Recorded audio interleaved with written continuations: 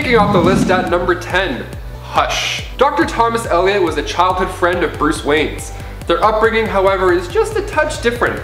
See, Tommy tried to kill his parents so he could inherit their fortune, but unfortunately that didn't go as planned. But because Bruce's father, Thomas, was so great with his hands, surgically he was able to save them. So he of course became the masked villain, Hush. He spent his years working up ways to get revenge on Bruce Wayne, even getting help from, of course, Red Hood. Now of course he knows quite a bit about Bruce, so Red Hood's job was to mess with Bruce's head. That version of Red Hood ended up being seen as Clayface, because he wasn't ready to reveal himself to Batman just yet. So while the Riddler's mind was enhanced in the Lazarus Pit dip, he figured out who Batman was.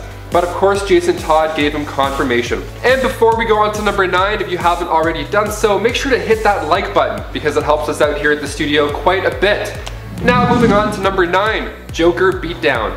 See, usually when a main character dies in a comic book or a movie, the rest of the film just shows the other lead gearing up for revenge. In Jason Todd's case, death was not the avenging action to make. See, after the Joker had killed Jason Todd, Batman didn't kill the Joker. Now, of course, his one rule holds him from doing that, but in this case, is it warranted? Red Hood believes so. In fact, he ended up kidnapping the Joker and torturing him, even giving Batman an ultimatum. Kill Jason, or let Jason kill the Joker. The beating itself is just beautifully awful. Number 8, Arkham Knight. Fans rejoiced when the 2015 Arkham Knight game was announced. We loved the series since Arkham Asylum, back in 2009. Wow, 11 years ago. Get out of town, I feel sick. Are we all getting old? Are we just old now? Is that it? But when it comes to Arkham Knight, this was one of my favorite video games of all time. Not even just saying that. So of course I have to include it in this list. The villain in the game was of course the Arkham Knight, who was revealed to be Jason Todd. Now instead of dying at the hands of Joker, he was being held hostage and driven insane, eventually becoming one of the hardest villains I've played in a superhero game. So he sports the new outfit and conflicts chaos for the 17-hour gameplay. That's around 45 hours for the 100%ers. I got to like 42 hours, I couldn't do it, it was too much. The Riddler trophies? Get out of town. Who has the time? If you haven't already played it through, there's a few alternate endings. So make sure if you do play, you really try and collect everything, because those alternate endings are creme de la creme. Number 7, impersonated an actress. In the first issue of Superman's girlfriend, Lois Lane, Lois impersonated the world-famous French actress Lois Lane. She did so to get a big scoop on an ambassador who refused to meet with the press. Back in her early days, Lois was always pulling crazy stunts like this, but this time her act was so convincing and deemed so deceitful by Superman that when he found out about it, he intervened to get back at Lois. Of course, Superman was also kind of being a huge jerk in this issue, as he usually is in this comic, but yeah, both Lois and Superman are they're really always awful to one another at times in this series, as well as everyone around them. Also, Lois does a terrible French accent to impersonate La Flamme, effectively mocking her while impersonating her. How rude. Like, she even acknowledges that it's a bad accent. She's like, I'm gonna do this terrible French accent to impersonate a real French person. That's so insulting. Number 6. Got between Robin and Batman. In an imaginary story, Lois Lane ends up dating Bruce Wayne, falling in love with him, and marrying him.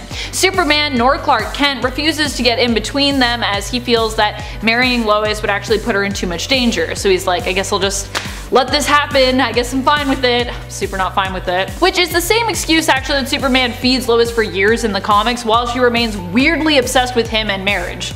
She's like, marry me, and he's like, it'll be too dangerous, and she's like, okay, but you always say that.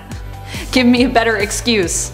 No, he's only got one excuse. He doesn't want to marry you, Lois, get over it. This is obviously not the Lois we know today, who is a hard-hitting reporter and a more intellectual, career-focused woman. After Lois marries Bruce in the story, she finds out he's Batman, and subsequently, while she and Batman appear to be living happily ever after, isolates Batman's greatest ally, Robin. Her closeness with Bruce causes him to kind of give Robin the cold shoulder, and when the pair have their first child, it's also made apparent to Robin that Batman seeks to have his natural-born son become the heir to the Batman mantle, as opposed to his pal Robin. Harsh. Poor Robin. He's like, but I thought I was like your first son. Batman's like, you're not really my son though.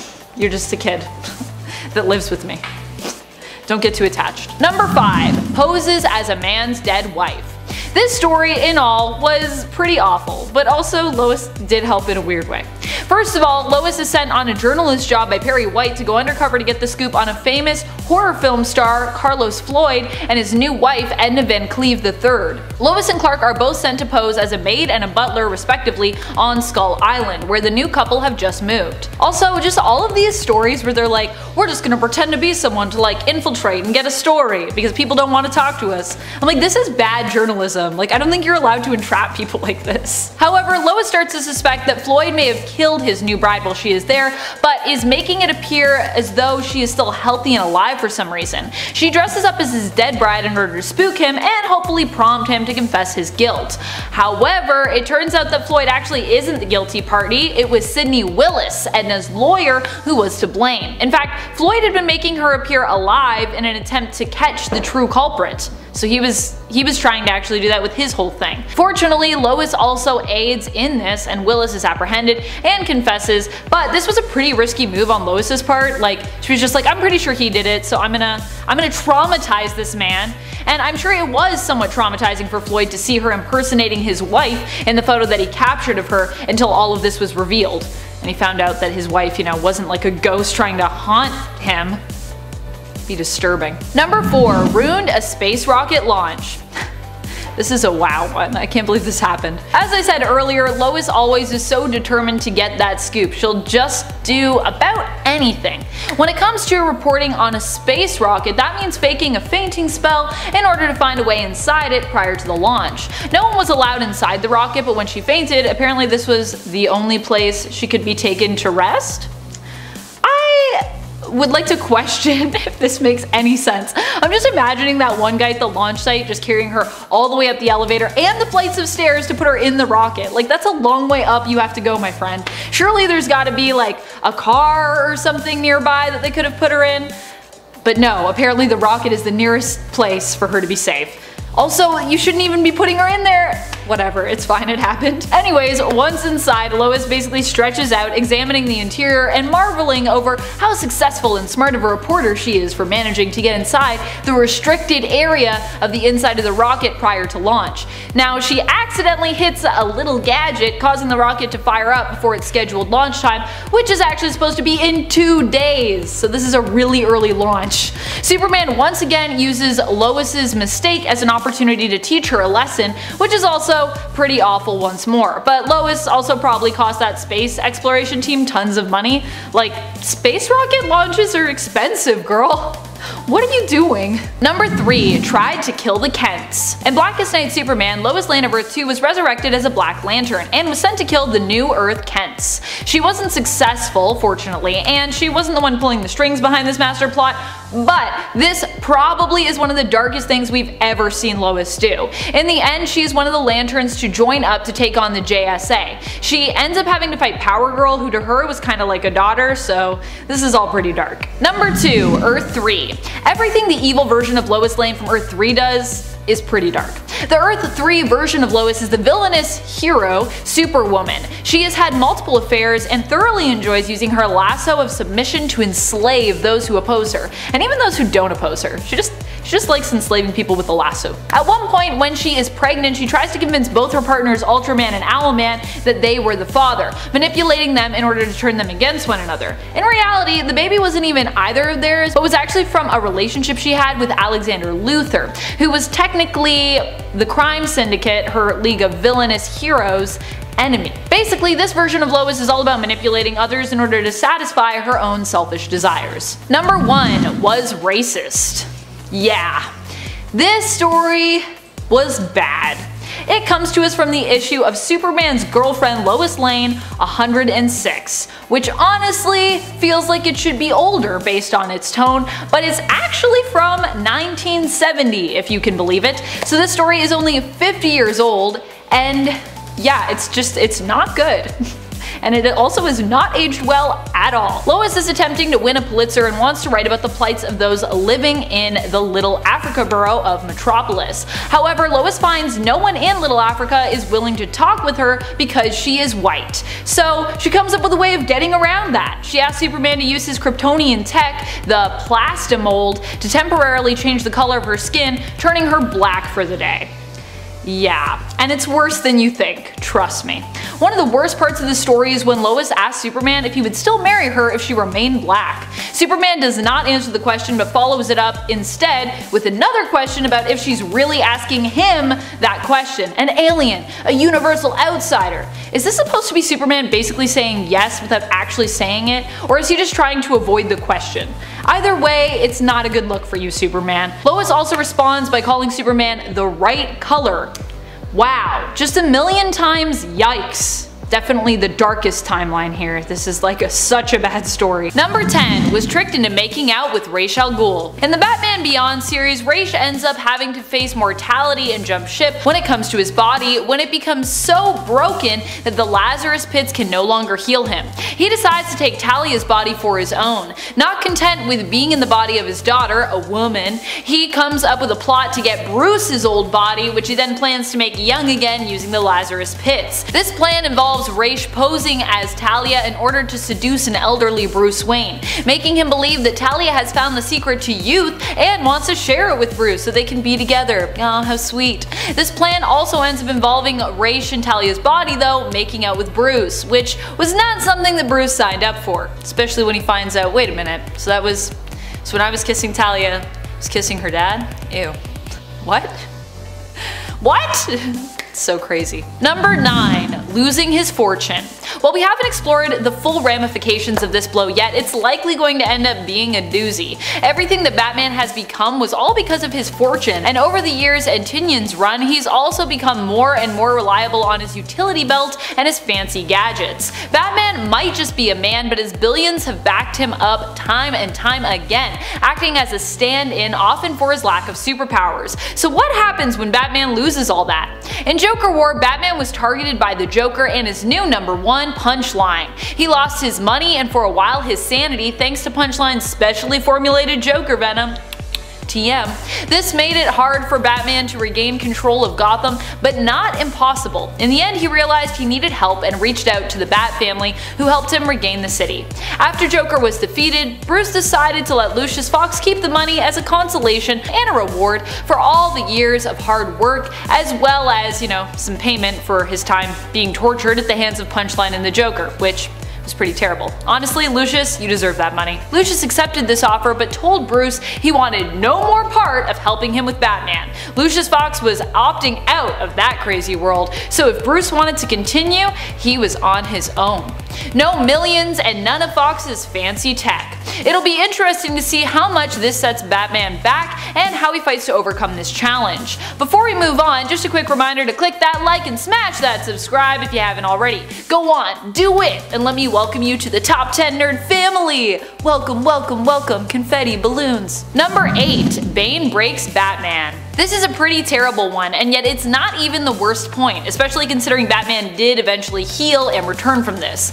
In Nightfall, we see Batman faced with multiple villains in one night. He's run down and tired, which is when Bane strikes, attempting to take Gotham from the Bat. In an iconic and devastatingly memorable moment, Bane breaks Batman's back, ultimately destroying him.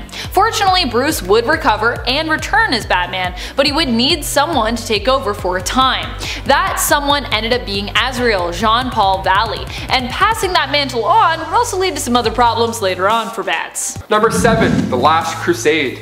We go now to the 2016 Dark Knight Returns, The Last Crusade, written by Frank Miller and Brian Azzarello. So off the bat, readers see Candy Forsyth and Len Wright on Good Morning Gotham. They rejoice over the fact that the Joker has been taken into custody again, but this time they look at Robin as he's just a boy. They even use the words child endangerment when referring to him taking down the Joker. See, Jason Todd's methods are shown quite to be violent. After a chase with Joker's hitman, Batman disables their van. Stupid, ignorant amateurs, Batman says as he tries to drag them free of the flaming van. He could smell gasoline, so he encouraged Robin to hurry with taking them out of the non-reinforced van. Maybe his version of taking them out is a bit different. See, one of the punks pops his head out, but shortly after his head is stomped on by Jason. And the issue even highlighted how the punk's blood steamed and bubbled on the hood. Looks like a pretty red hood, if you ask me. The issue goes on to show how Batman feels responsible for the methods in which Robin takes down these bad guys. Batman even saying, "This is what I trained him to be, a ruthless killer."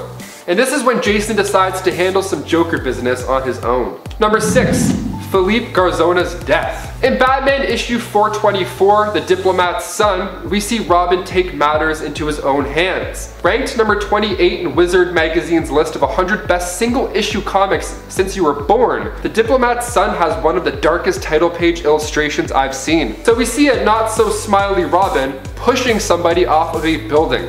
And judging by the size of the cars down below, it's not the kind of push we saw from The Dark Knight. Now, the victim was a not-so-great guy by any standards at all, the victim being Philippe Garzona.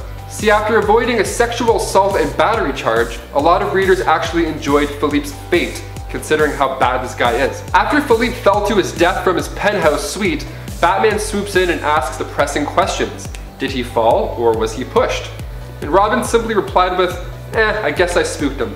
He slipped. And Batman is left standing there thinking about what had just taken place and why. And number 5, Earth 51's Joker. Now, halfway through this list, we're thinking maybe he's a bit of a troubled soul. Well, in the Final Crisis event, we see one of the craziest things ever. On Earth 51, that is. Jason Todd was sent to find Ray Palmer across the multiverse, and during his travels, he met the Batman from that Earth 51, who at this point was a bit different than our classic Caped Crusader. See, Earth 51's Batman was this badass murderer after Jason Todd's death. So after he was given a fancy new red suit, that Batman was murdered by the Joker and other multiverse characters. So our Jason Todd decided to kill Joker by using a rock to his head. Holy sh**.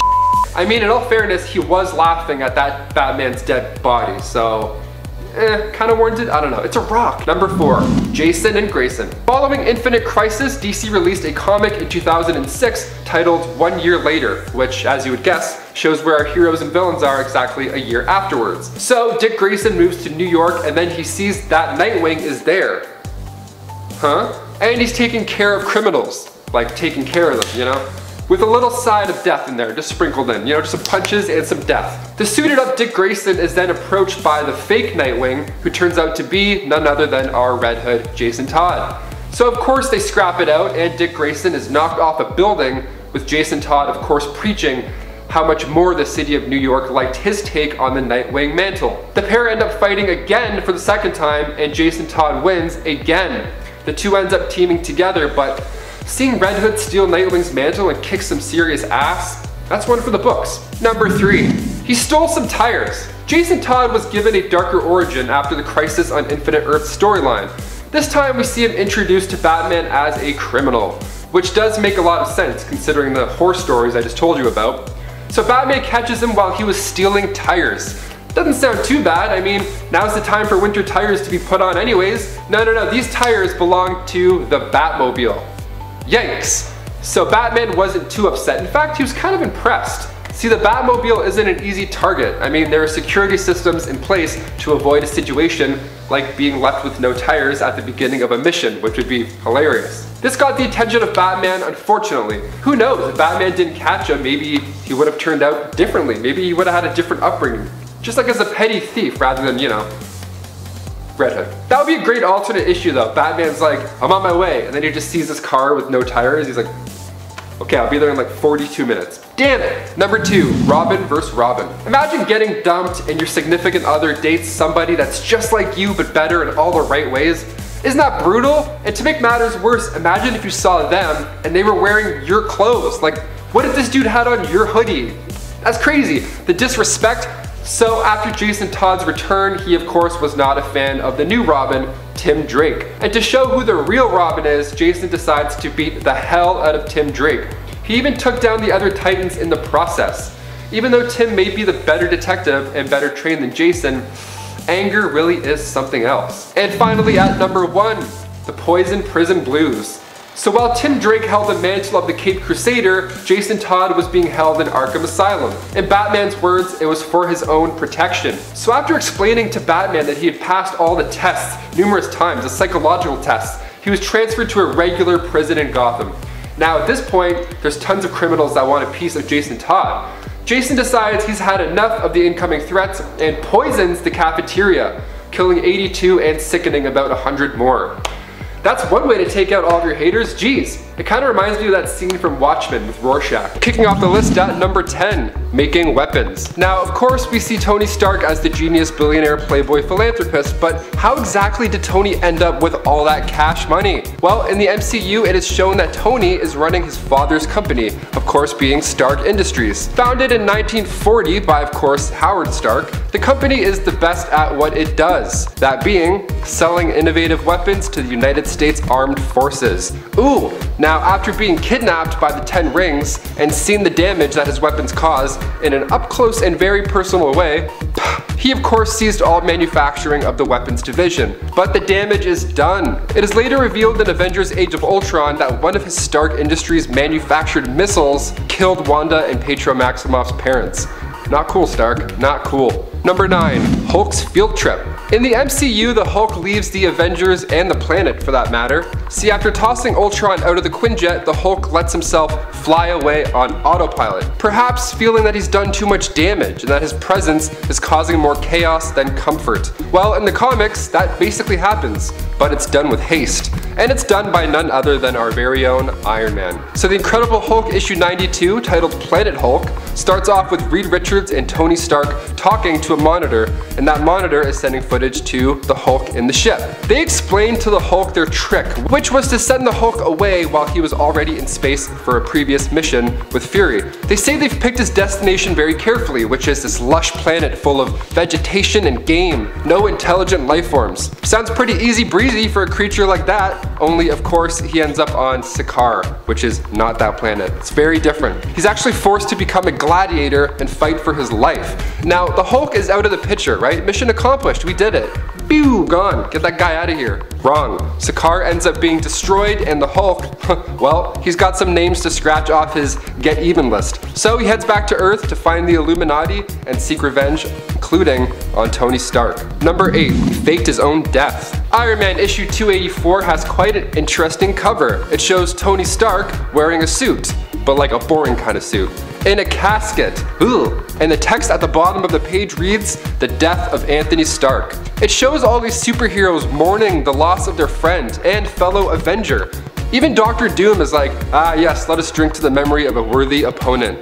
Like, you know you're sick if Dr. Doom is like, yeah, cheers, I'll drink to you, that's cool. And to make things even crazier, he writes a note to Rhodey that says, "This keycard will give you full access to the entire complex. Take this CD-ROM disc to my office and play it on the AV system." Wow, nothing says futurist rich billionaire like, take this CD, it'll help you.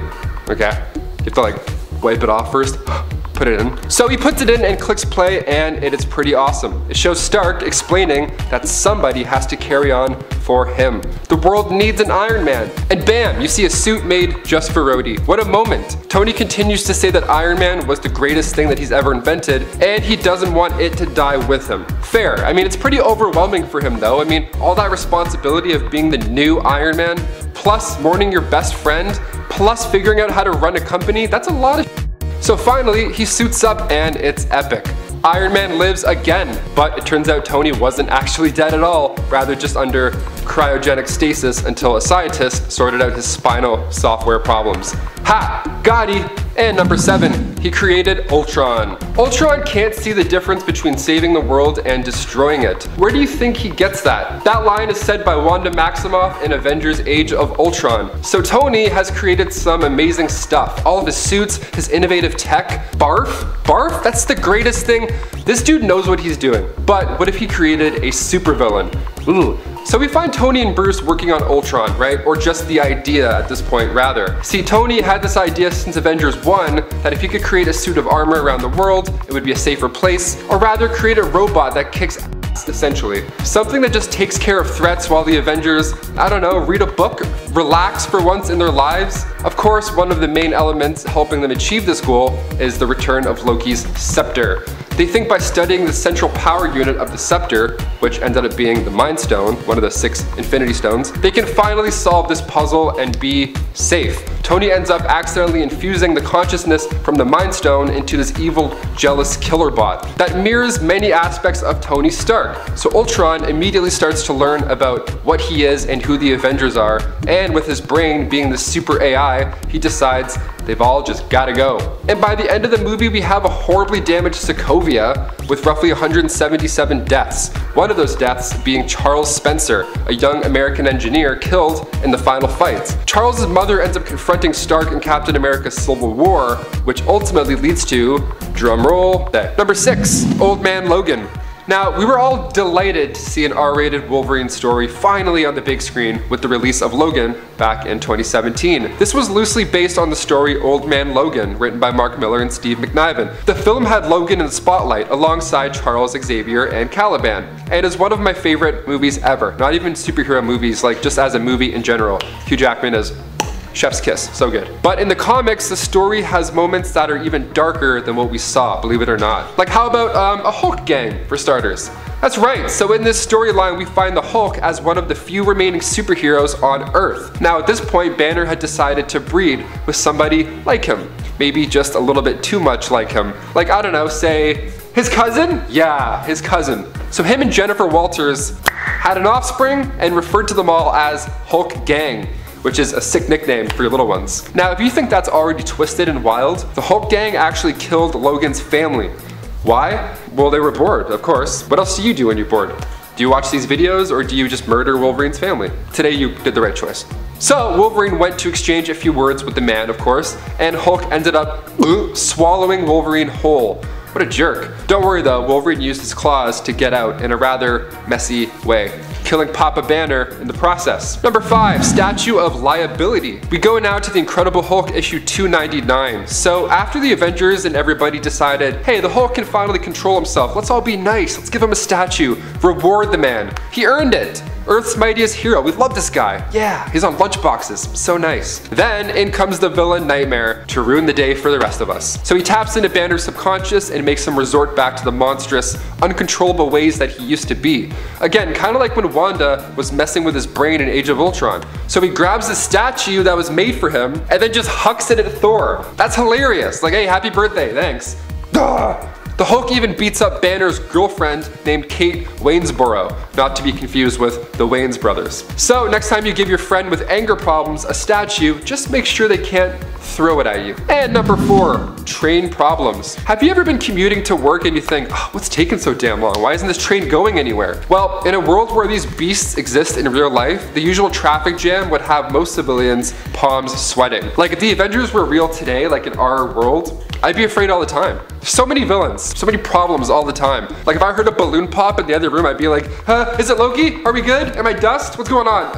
Is it happening again, please? So in the Incredible Hulk 122, Hulk has a moment where he kind of ruins an entire locomotive, yeah. He was annoyed by the sound of a passing train and does his version of a rope workout, you know, when those like guys get in the thing and they flick it? He does that, but with a train track. Causes all the cars to fly in the air, like that tablecloth trick, except when your like nephew does it and he doesn't know how to do it yet, so they all just fly off. No passengers were on the train, sure, but I mean, making it rain sidecars, I'm sure that's not the easiest thing to clean up. Number 3, Joe Not Fix-It. The Grey Hulk, aka Joe Fix-It, is one of my favorite versions of the Hulk. He's like this bouncer in Vegas, and he reminds me of a security guard that I actually used to work with in a bar. His name's Tony. He was awesome. He was like this big, old guy. He's amazing. So naturally, I like this Hulk a lot. The next point made me like him even more. He's a savage. A savage! So he sees his ex-girlfriend, Marlo Chandler, being attacked by a werewolf. So what does this giant, unstoppable monster do upon seeing this? He just stares and considers letting her get mauled. I mean, maybe he's jealous, maybe he's a little bit, I don't know. But I mean, Joe Fix-It is this tough, I don't give a shit kind of guy. I mean, come on, this is a pretty dark character arc. A little bit too much, Mr. Joe Fix-It. And number 2, Killed Tigra. Okay, yeah, this one goes pretty dark. We go now to the 1995 comic titled The Last Avengers Story. Now at this point, most of our loved heroes have gotten old and retired. Either that or they've died in battle. Not much is happening in terms of super support. So in the first issue, we find the Hulk in, of course, a fit of rage. Classic. And at one point, he gets his green mitts on Tigra and, oh baby, that's a position you don't want to be involved in. Tigra jumps in like, yeah, we're a team, haha, the Hulk, I can just claw his eyes out as easily as anybody else. And then Banner grabs her and says, "Hey, make a wish," and pulls her apart, like one of those holiday finger popper snapper things where you go, yikes, make a wish. Who says that? This guy's messed. And finally, number 1, Hungry Hungry Hulk. To end this list, I thought it was fair to pick the 2002 to 2004 run of the Ultimates, where Hulk is, of course, a cannibal. Mark Miller and Brian Hitch wrote this thing so well that I actually want to see this version on screen more than like any of the latter. So after becoming the Grey Hulk, he ended up eating a bunch of people. He even encounters Iron Man and says the line, "Little man smells like canned meat. Hulk wanted to know if he tastes like canned meat too." Like, if he said that to me, I would my super suit. I would be like, no, I'm not dealing with this guy, you guys do it. Like, imagine if he said this in the movies, the entire theater would just sit up like, is he about to eat Tony Stank? So since the Grey Hulk incident, he's been locked up, rightfully so, but after Magneto attacks the Ultimates base, they lose power for a little. So during that time, Hulk decides the 6 nursing staff members near him served as a tasty treat, and down the hatch they went. Yum yum. Number 10, rendered Eros powerless. It's got to be hard being the brother to Thanos. Just ask Eros, aka Star Fox, about it, and I'm sure he'll tell you as much. Star Fox is often presented as being a hero in the comics, and yet despite his own reputation trying to do good at least, he has to live in Thanos' shadow. Of course, Eros has done some questionable things in the past as well, but I still can't help but feel a little bad for him. During the 1991 Infinity Gauntlet miniseries, while Thanos threatens Marvel's greatest heroes, Star Fox is taken prisoner by his brother, who basically rendered him powerless and makes him watch as he torments his fellow superhero colleagues and friends, eventually killing many of them. Though of course, they would return. That is what it's like to be the brother to the Mad Titan though. He takes the phrase of sibling rivalry to a whole new level. Number 9, kills his own servants. Thanos is not even above killing those who serve him. He has obviously without much remorse killed his own adopted daughter Gamora before in the comics, and in the Marvel Cinematic Universe, although it pained him, he also chose to sacrifice Gamora to get his way and complete his plan. The Black Order, however, are not usually people who betray Thanos, unlike his traitorous daughter. They are usually loyal to a fault, having been tested over the years by Thanos and chosen for their strength, ingenuity, and ruthlessness. However, sometimes their own greed for power gets the best of them. Such was the case when Corvus Glaive ruled the Black Quadrant in Thanos' stead and was made to end his own life upon Thanos' return for basically doing so. He was like, I was just keeping the seat warm, and Thanos was like, nah, I don't believe you, you're dead. Before there was the Black Order, by the way, there was the Butcher Squadron as well, a team which Thanos assembled but would actually choose to murder members of at random for his own reasons. Not really a guy you want to serve, I don't think. Number 8, killed his father. Mentor is known in the comics as Thanos' father. Alars, aka Mentor, has felt deep and intense guilt for years over his son's actions. At times, Mentor has even tried to intervene to try and fix the disaster and bloodshed that Thanos has wrought. In the end, Thanos grew sick and was dying from an unknown and seemingly uncurable disease. He turned to his brilliant father, an accomplished scientist, for a cure, after exhausting every other option he could think of. Mentor was forced to help Thanos when he threatened the other scientists' lives and the lives of their families who resided on the moon where Alars was living. When pressed, however, Mentor shared that a cure would take years to find, if there even was one, and that he was happy Thanos was finally dying. He only regretted not killing his son himself years ago. This outburst resulted in Thanos having an outburst of his own, and he murdered his father in response. It's not a great relationship. Number 7, killed his mother. He just likes to kill everyone in his family pretty much. Granted, his mother did try to kill him when he was born, so this feels almost somewhat poetic. In the series Thanos Rising, we saw more into Thanos' origins and backstory as a youngster. Here we see him become more and more obsessed with death, specifically Lady Death, starting out with a weak stomach but growing to enjoy murdering animals, other children his age, and eventually killing his own mother, searching for something that would help him find who he was. Oddly enough, he thought killing his mother Suisan would make him somehow feel like or become less of a monster? As she had threatened him with a scalpel when he was just a baby, driven mad by his appearance, he also attacked her with one, tying her up and gagging her before cutting her open. Also, what's with that sexy position that she's in when all of that's happening? That's weird. Number 6, signing the Accords. Captain America Civil War was one of the most highly anticipated MCU movies, and it's pretty easy to figure out why. The two teams going against each other, I mean, even the poster, I was sold. The movie touches base on incidents like Charles Spencer. How many people have died because of the Avengers? I mean, sure, the whole fun is seeing somebody like Stark create this powerful villain and then use his own wit to defeat him with the help of the Avengers. But like, an asteroid basically hit Earth. I'm surprised more people didn't die in Sokovia, to be honest. So the government sees this and makes every superhero sign these accords. And Tony Stark is all on board. He wants this to happen. He's pushing it. That way the government can control what they do or where they go. So it's not their name that's on the line. And if you don't sign, you retire. That's the deal. Now, of course, some team members don't agree, like, you know, Captain America, who's all about freedom. Tony basically forced team members to sign up and go against his very own co-worker, Steve Rogers. It's wild because we see both these character arcs changed in this movie for the both of them. We see Cap at the start, who wants to be this like team player and do everything by the books, you know, in Captain America, the first Avenger. And now, by his third movie, he's an outlaw because Tony Stark didn't listen to him about Bucky. Now, Stark, when we first met him, he was cocky, he was rich, he wanted to punch his way through all the problems, even spying on S.H.I.E.L.D. the second he entered the helicarrier. But now, Tony wants everybody to sign and work for the government, all because he feels bad about creating Ultron and blowing it out of the sky. If he had never signed and listened to Cap, the crazy plan of Zemos wouldn't have actually worked. The band would still be together, and when Thanos came to Earth, they all would have smoked him before he even got hands of all the Infinity Stones. Ha! Rant over. Number 5. Hashtag engaged. Spider-Man Homecoming was released in 2017 and directed by John Watts. And it's amazing. I mean, this version of Spider-Man, this film version, this is Spider-Man. The older Tom Holland gets, the more and more this dude is gonna become Spider-Man. Like, he's gonna basically do what Robert Downey did with Iron Man. Like, it just works. This is it. We found the casting for this character.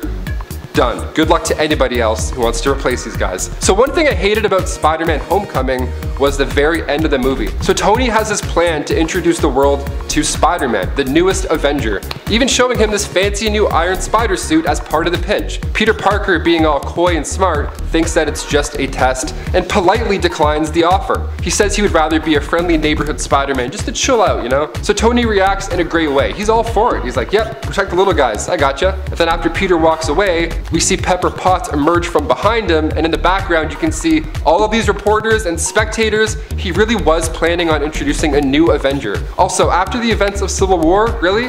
I always thought that was a weird time to be like, hey, remember on the news when this was a big deal? Well, here to introduce a high schooler with the ability to throw a bus, here's Spider-Man. He even comes with 4 metal arms and instant kill mode. Check it out. Not a great plan, no. So instead of introducing the new Avenger, he has to do something. I mean, those poor reporters, how are they ever gonna get over it? So he grabs an engagement ring and last second he proposes to Pepper Potts. Ah, damn.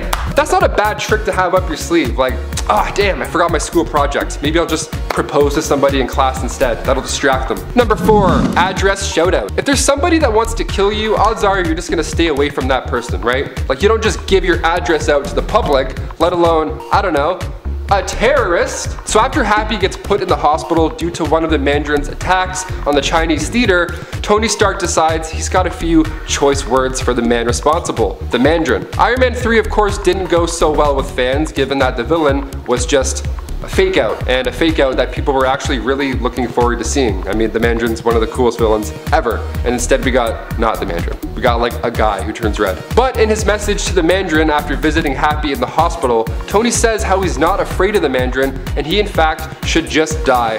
Pal. Do you ever argue with somebody and then you take it like a step too far and you're like, oh, I shouldn't have said that? So Tony gives his address to everybody filming. There's a news crew, there are people on their phones. Like, dude, I get you're upset, but come on, use your smart billionaire head. So of course he gets attacked by the Mandarin because he's the Mandarin, and that's what villains do. They attack your Malibu mansions. What did you expect? And out of all of the suits Tony has access to, I'm talking his suit in the final battle for Avengers, he has the briefcase suit, the suitcase suit where he's like, you know, out of all these things, no, this guy gears up with a prototype suit.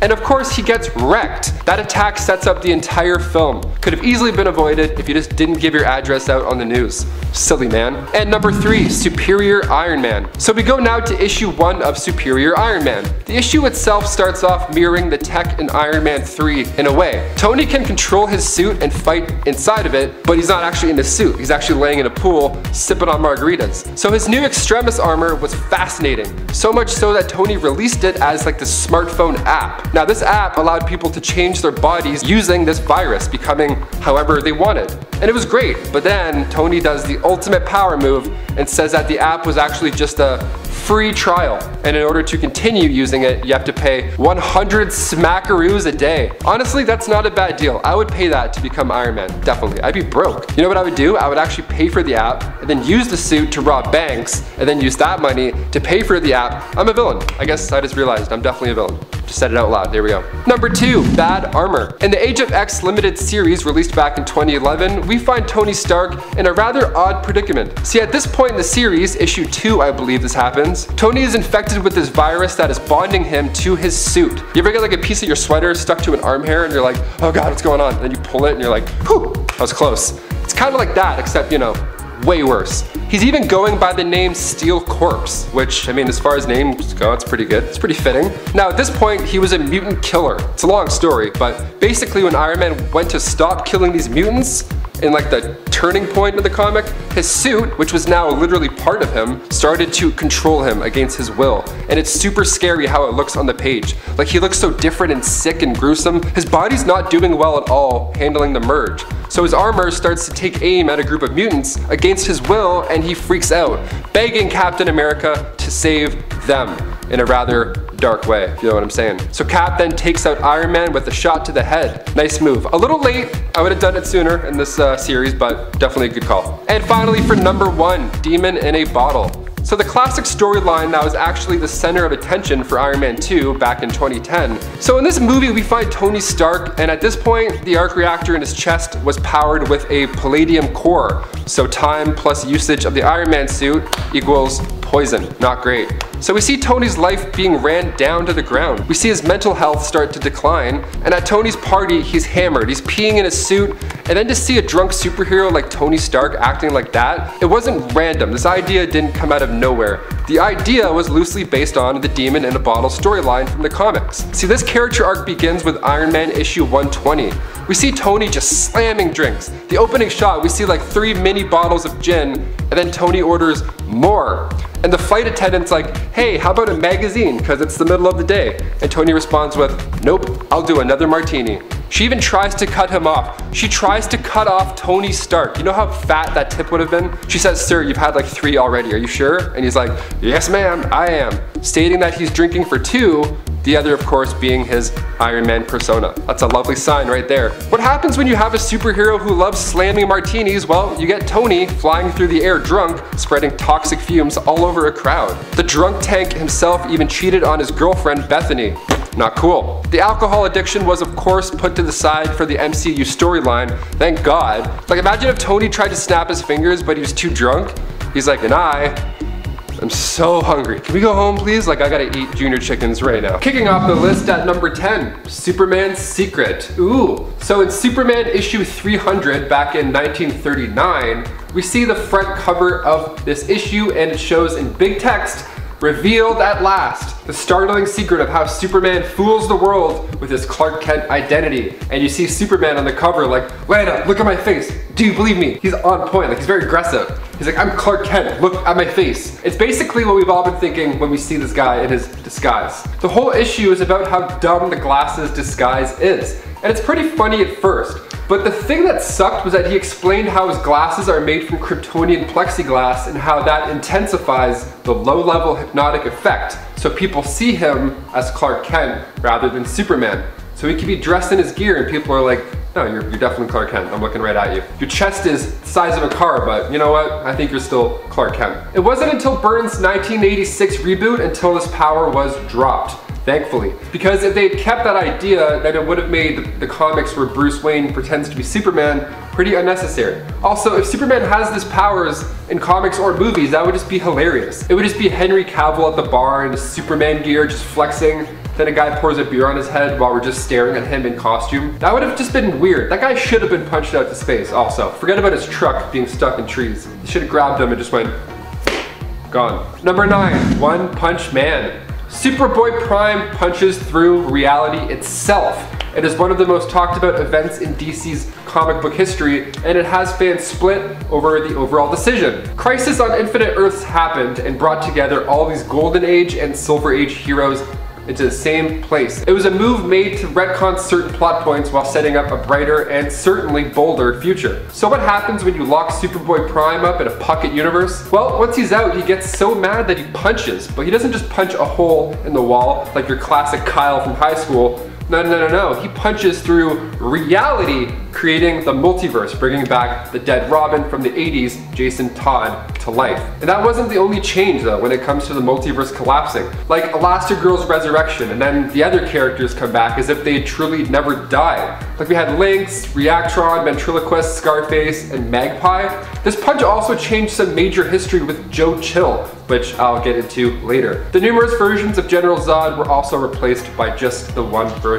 So, what a mess. Just what a mess. Number 8, Catwoman's Origin. Okay, this one's super funny to me. So, Frank Miller released Batman Year 1, and it was his dark and gritty issue. And included with it had Selena Kyle's true origins. She lived life on the streets and resorted to work just to make ends meet. People loved this dark origin story. This was a superhero origin story. Then the New 52 released Catwoman 0 in 2011, and the origin went from dark and DC-like to just, well, this. She is seen as this amateur thief, and she has an epiphany while falling out of a window, and she smacks the ground quite hard. And then, out of nowhere, a group of stray cats appear and start to lick her back to life. Look at her face, getting all sticky. First of all, the sound. Second of all, the smell. Wouldn't be the best. Basically just doing what Tim Burton did, but on the page.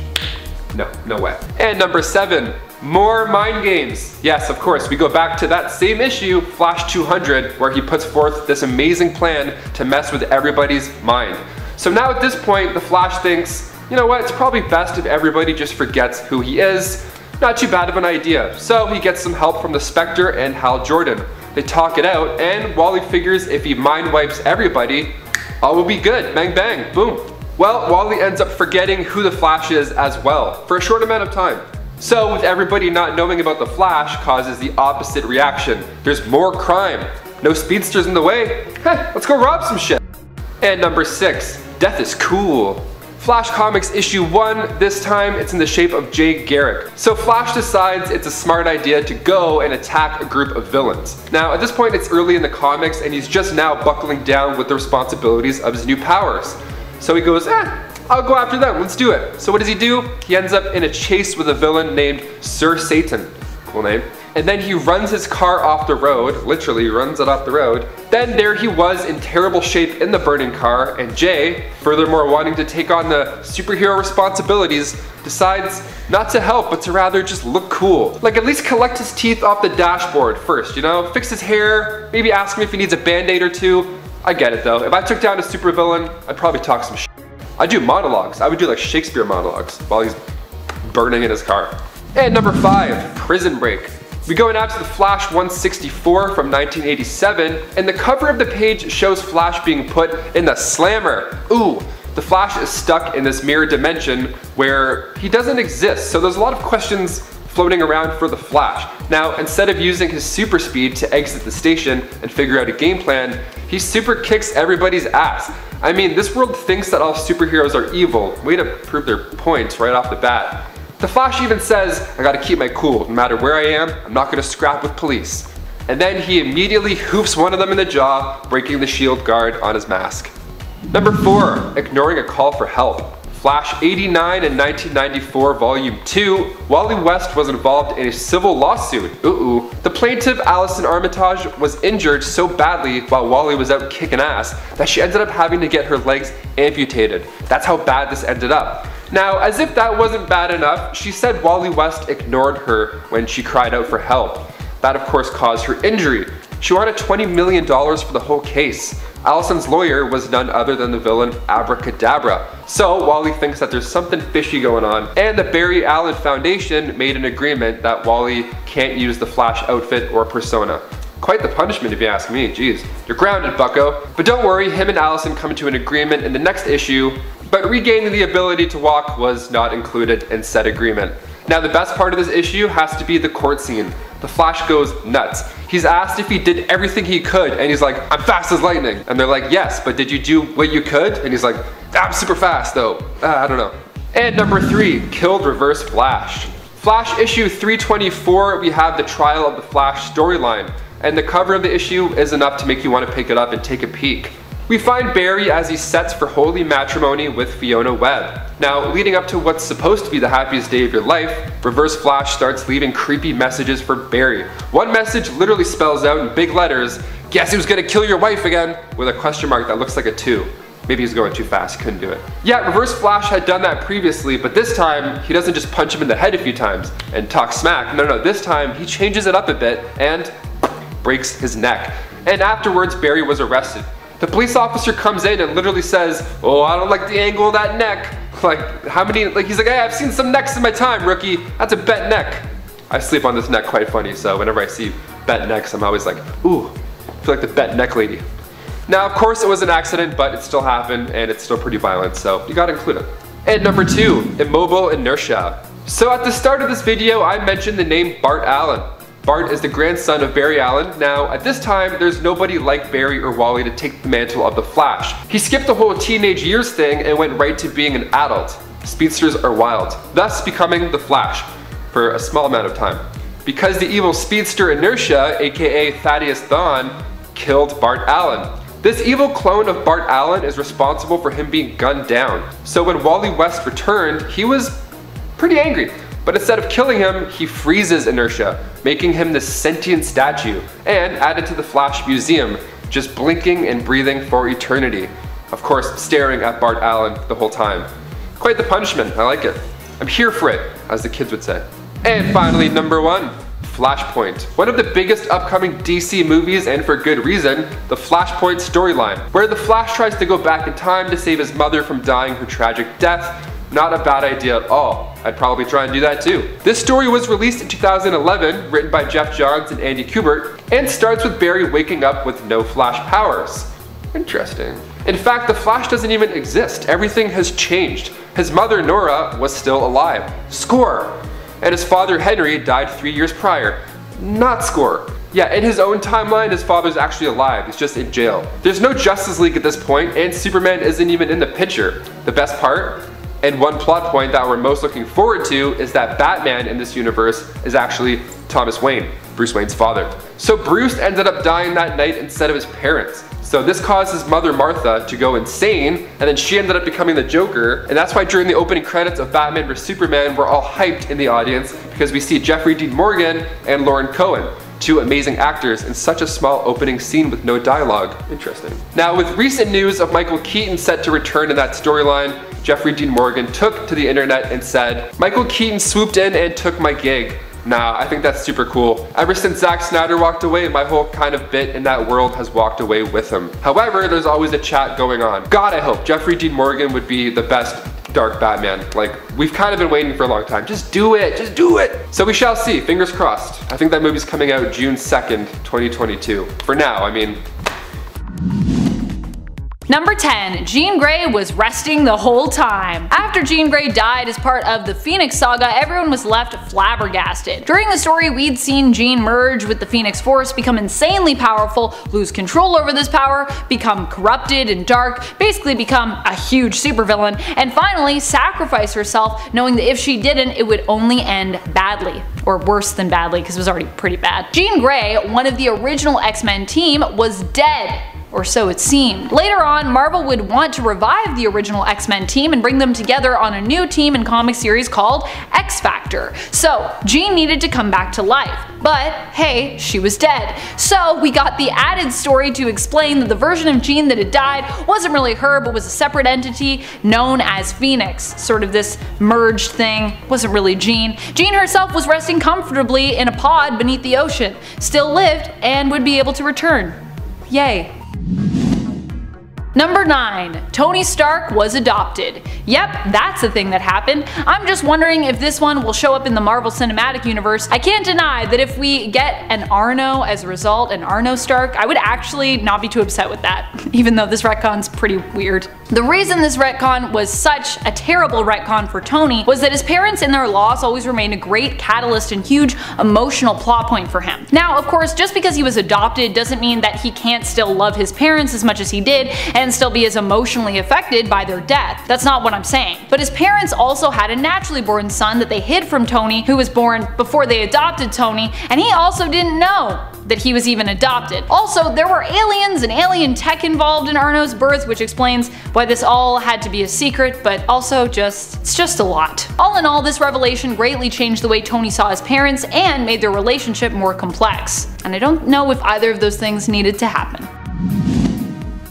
Number 8. Hail Hydra. One of the most shocking moments in Marvel's comic history was when it was revealed that Captain America was actually a sleeper agent for Hydra the whole time. Say what? The guy who for years was diametrically opposed to Hydra and all their beliefs, who had tried and succeeded to foil their plots countless times, was a Hydra agent? How could this be? Well, apparently all those wins were a part of his doing a very good job to convince us all and trust him so that he could stab us in the back at the right moment and take over America, becoming Hydra Supreme. Fortunately, this evil version of Captain America would later be revealed to have been created by Kobik, a living sentient version of the Cosmic Cube who was manipulated into making this retcon happen. What's more, the true Captain America still existed within the shards of the Cosmic Cube and would return once more to defeat his evil self, fixing the timeline. So, I mean, at least this retcon ended up not staying permanent, but still, it's pretty weird. Number 7. Zorn. Okay, so I was actually going to make the title of this point a little more explanatory, but then I realized how long that would actually make the title of this point. Okay, so Zorn was basically a character who showed up in the comics who was a mutant who always needed to wear a mask. Because of this, we never saw Zorn's face, leading many to wonder who was really under the mask. Although I think most people just thought, well, it's probably a new mutant, because, you know, we get new mutants added to the comics every day. But no, of course, this is comics, so it had to be someone. In a dramatic twist, it was Magneto. But no, of course, this is comics, so it had to be someone that we already knew. In a dramatic twist, it was revealed to be Magneto, who had infiltrated Xavier's school in order to rally up mutant support and help him create an army. He then destroyed New York, shot Emma Frost, killed Jean, and was eventually killed by Wolverine. Later on, however, Magneto would turn up again because, well, he's Magneto, and writers wanted to inch him closer to that line between villain and anti-hero again, so they basically retconned Magneto's involvement in all of this. It turns out there was a real Zorn, and it was actually Zorn's brother impersonating Zorn, impersonating Magneto, who was really to blame. Wow. Just wow. Number 6. Thanos. Number 1 dad? Thanos has never really been known as a caring and kind person. Even the people he keeps close to him are never really fully safe from his wrath. Faithful servants, family members, to Thanos, everyone is pretty much disposable. The same could be said for his adopted daughter Gamora, who he hardened and transformed into a killer until she ended up later rebelling. In the 2019 Thanos series, however, we learn how Gamora's relationship with her father was, well, more complex. How he actually, in his own way, was kind of a good father to her. This series also highlights how much they both cared for each other, despite the fact that an Infinity Gauntlet, which happened in the 90s, pre this series, but in terms of continuity would have taken place after this, Thanos seems to not show any regard for his adopted daughter's life. So, it's kind of a retcon. Doesn't make a lot of sense.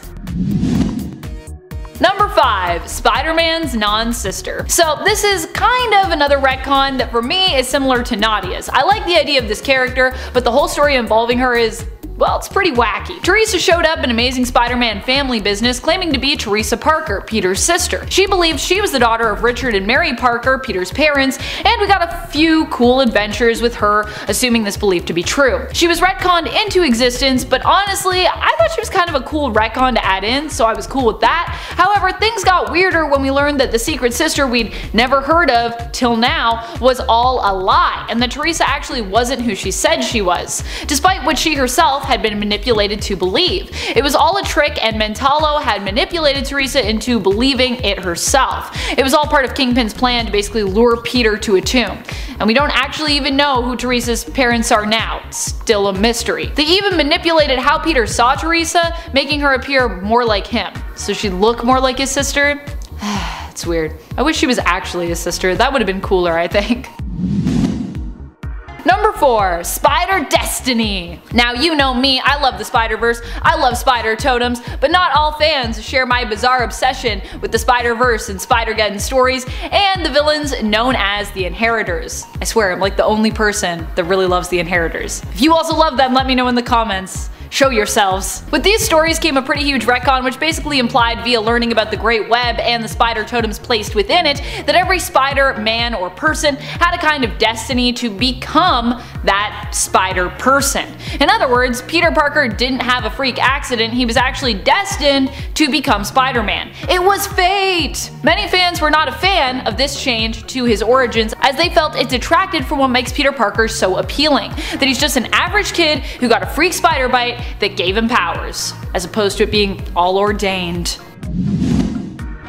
Number 3. Kang. Sometimes we talk about retcons that are ridiculous because they hurt the overall story. Other times there are retcons that feel like they don't really need to happen, and then there are those that just cause more confusion than really necessary. That's sort of the case with Kang. Kang the Conqueror was a villain who was first introduced in Avengers issue 8 in 1964. He is known for being a time-traveling villain who enjoys sitting and floating around while menacing other people. As time went on, however, we'd come to discover, due to the fact that he's a time traveler, the Kang was actually a bunch of other people, including Immortus and even Iron Lad. While these retcons were sometimes interesting, they don't really add much to his story, and at this point Kang being revealed as just about anyone is so old hat, it's kind of lost its shock value as well. Now we're gonna get him in the MCU, I don't know what that's gonna be like. Could be weird, could be great. Number 2. Aunt May's death. Remember when Aunt May died, but it wasn't really Aunt May but an actress who had actually died while impersonating Aunt May? Yeah, that was a weird villainous plot. What we saw in the comics as an elderly Aunt May's death was later retconned into being one of the weirdest and most elaborate plots of Green Goblin's criminal career. It was later revealed that the woman who was dead and buried and who we thought had been Aunt May was actually an elderly actress who happened to be on her deathbed and who had agreed to take on one last role in order to torment Spider-Man? Prove how great of an actress she was? Her motives are pretty foggy. Maybe Green Goblin agreed to pay any surviving relatives of hers a ton of cash? I honestly don't know. What had really happened was this actress had been genetically altered to exactly match Aunt May's genes, meaning no one at the hospital suspected this imposter to be a fake. She died after revealing to Peter that she knew he was Spider-Man, and was even buried in Aunt May's intended plot next to Uncle Ben for a time. That is, of course, until we all learned that Aunt May was really still alive, and this had been some kind of bizarre ruse. Number 1. Clone Saga. I won't deny that in my time on this channel I've come to actually somewhat love elements of the Clone Saga. I originally disliked Clone Saga when I started working here, but I very much have come to appreciate parts of the story and to acknowledge that without Clone Saga, we wouldn't have some very awesome characters like Ben Reilly and Kane Parker. However, one thing I still cannot get over is how long Marvel spent tricking everyone with this story. People spent 20 years thereabouts thinking they were reading Spider-Man, as in Peter Parker, only to find out that all those stories were not his, but actually belonged to a clone. Granted, at least it was a pretty cool clone who we'd all come to love after. But at the time, this was a pretty shocking and frustrating revelation after years of stories, and it left a lot of fans feeling betrayed at the time. Number 10. Made the Thing a villain. Way back when, in his classic villain days where many of Dr. Doom's plots were overly elaborate and therefore somewhat ridiculous, he created a time paradox when he forced the Fantastic Four to go back in time to retrieve Blackbeard's treasure. In so doing, he and the Fantastic Four team in essence created the dread Blackbeard, which it turned out was actually none other than Ben Grimm. In other words, Pirate Blackbeard would have never existed if not for Dr. Doom and the FF. So one, he not only created the legend of a rather cruel and vicious pirate, but he also made one of Marvel's biggest softies take on that role. Poor Ben. Number 9. Doombots. Dr. Doom has committed enough atrocious acts just as himself, it's true. But then you also factor in all the deeds his Doombots have done as well. There have actually been many instances that we've thought Doom himself was responsible for various villainous acts, only to find out that we were fooled by Dr. Doom and that this was actually a Doombot disguised as him. There have also been many instances where we've thought Doom had died as well, only to find out that it was just a Doombot who had perished. Still, although passionate fans will be quick to point out instances in the comics where that Doom was actually a Doombot posing as the real deal, the truth remains that as the creator of Doombots, Dr. Doom is still technically responsible for all of their villainous and in some rare cases, good acts. Very rare that they're good. Number 8. Mind-controlled dragon tattoos. In the Ultimate Universe of Earth 1610, Victor Von Doom's alternate counterpart, Victor Van Dame, ended up using dragon tattoos to mind-control those who joined his micronation known as the Free Zone in Denmark. In reality, those who joined the rent-free shanty town were not actually as free as they thought. In exchange for free living, those who joined Van Dame's Free Zone were asked to get dragon tattoos. Now, these tattoos allowed Van Dame to control the citizens as the microfibers in the tattoo interfaced with the wearer's brain. Number 7. Tortured the Fantastic Four family, including their son Franklin. And this is when he was just a little kid, by the way. Poor little Franklin.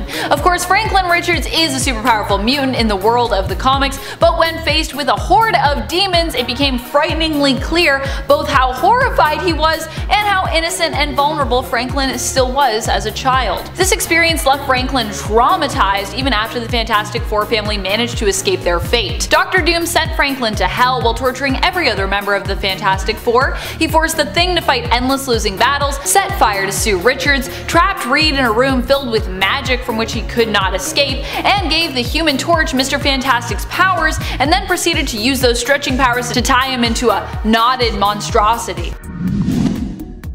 Number 6. Ugly equals evil. That's what Thanos' retcon taught us. Yep. Thanos' backstory was added in detail in the series Thanos Rising, and what many fans were surprised to learn was that his mother was apparently driven mad by her newborn baby's hideous appearance, and because of his appearance, claimed that she needed to kill him. That's pretty terrible. She sensed basically that because he was ugly, he would also be supremely evil. And the really shocking part of this was, of course, that she was right. But also, what the heck? Just because you don't like the look of your baby doesn't mean it should deserve to die. Fortunately, a retcon was later added to fix this when it was changed to it not being the baby's appearance but to a specific deviant gene in the child's genetic code that concerned both of his parents instead. Still, not great, just analyzing your baby's genes and being like, we already know you're gonna be evil. But it's better than it just being about the ugliness in appearance as a pure reason for condemnation, I guess.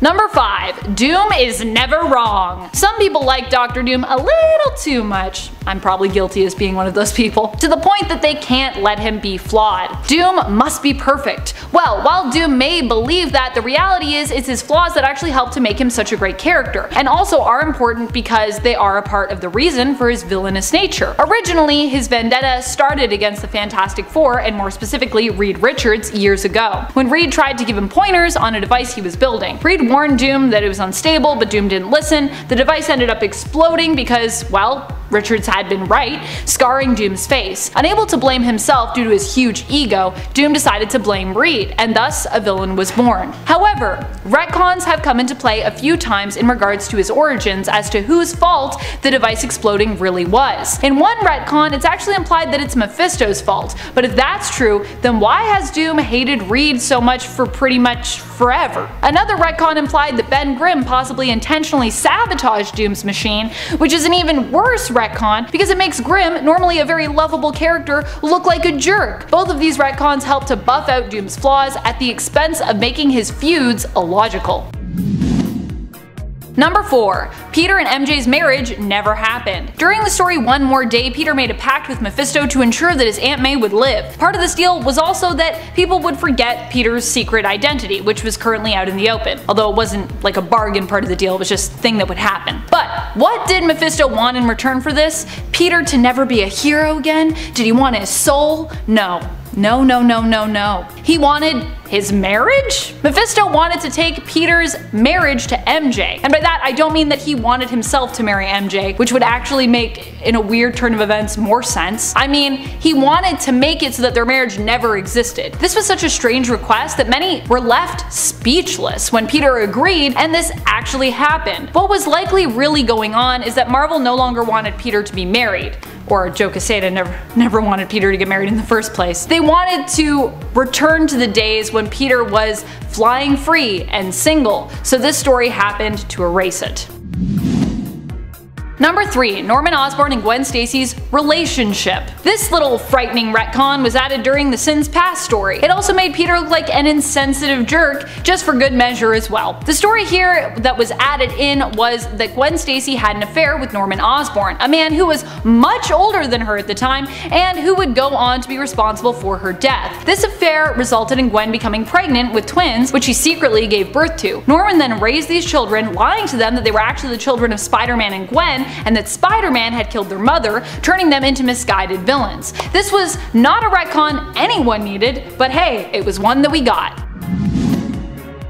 Number 2. Scarlet Witch and Quicksilver were never mutants. If you have been subscribers to our channel for a while, then you likely saw this one coming from a mile away. A list of the worst retcons with Amanda hosting it? I wonder what she's gonna rank high up on that list. And you were right. One of the worst retcons in mutant history for me will always be this. During the events of Axis, it was revealed that Wanda Maximoff and her brother Pyotr, Scarlet Witch and Quicksilver respectively, were never the children of Magneto, and as such, never mutants. Instead, we learned that the High Evolutionary abducted them when they were young, experimented on them, and then disguised them as mutants and returned them back to the world.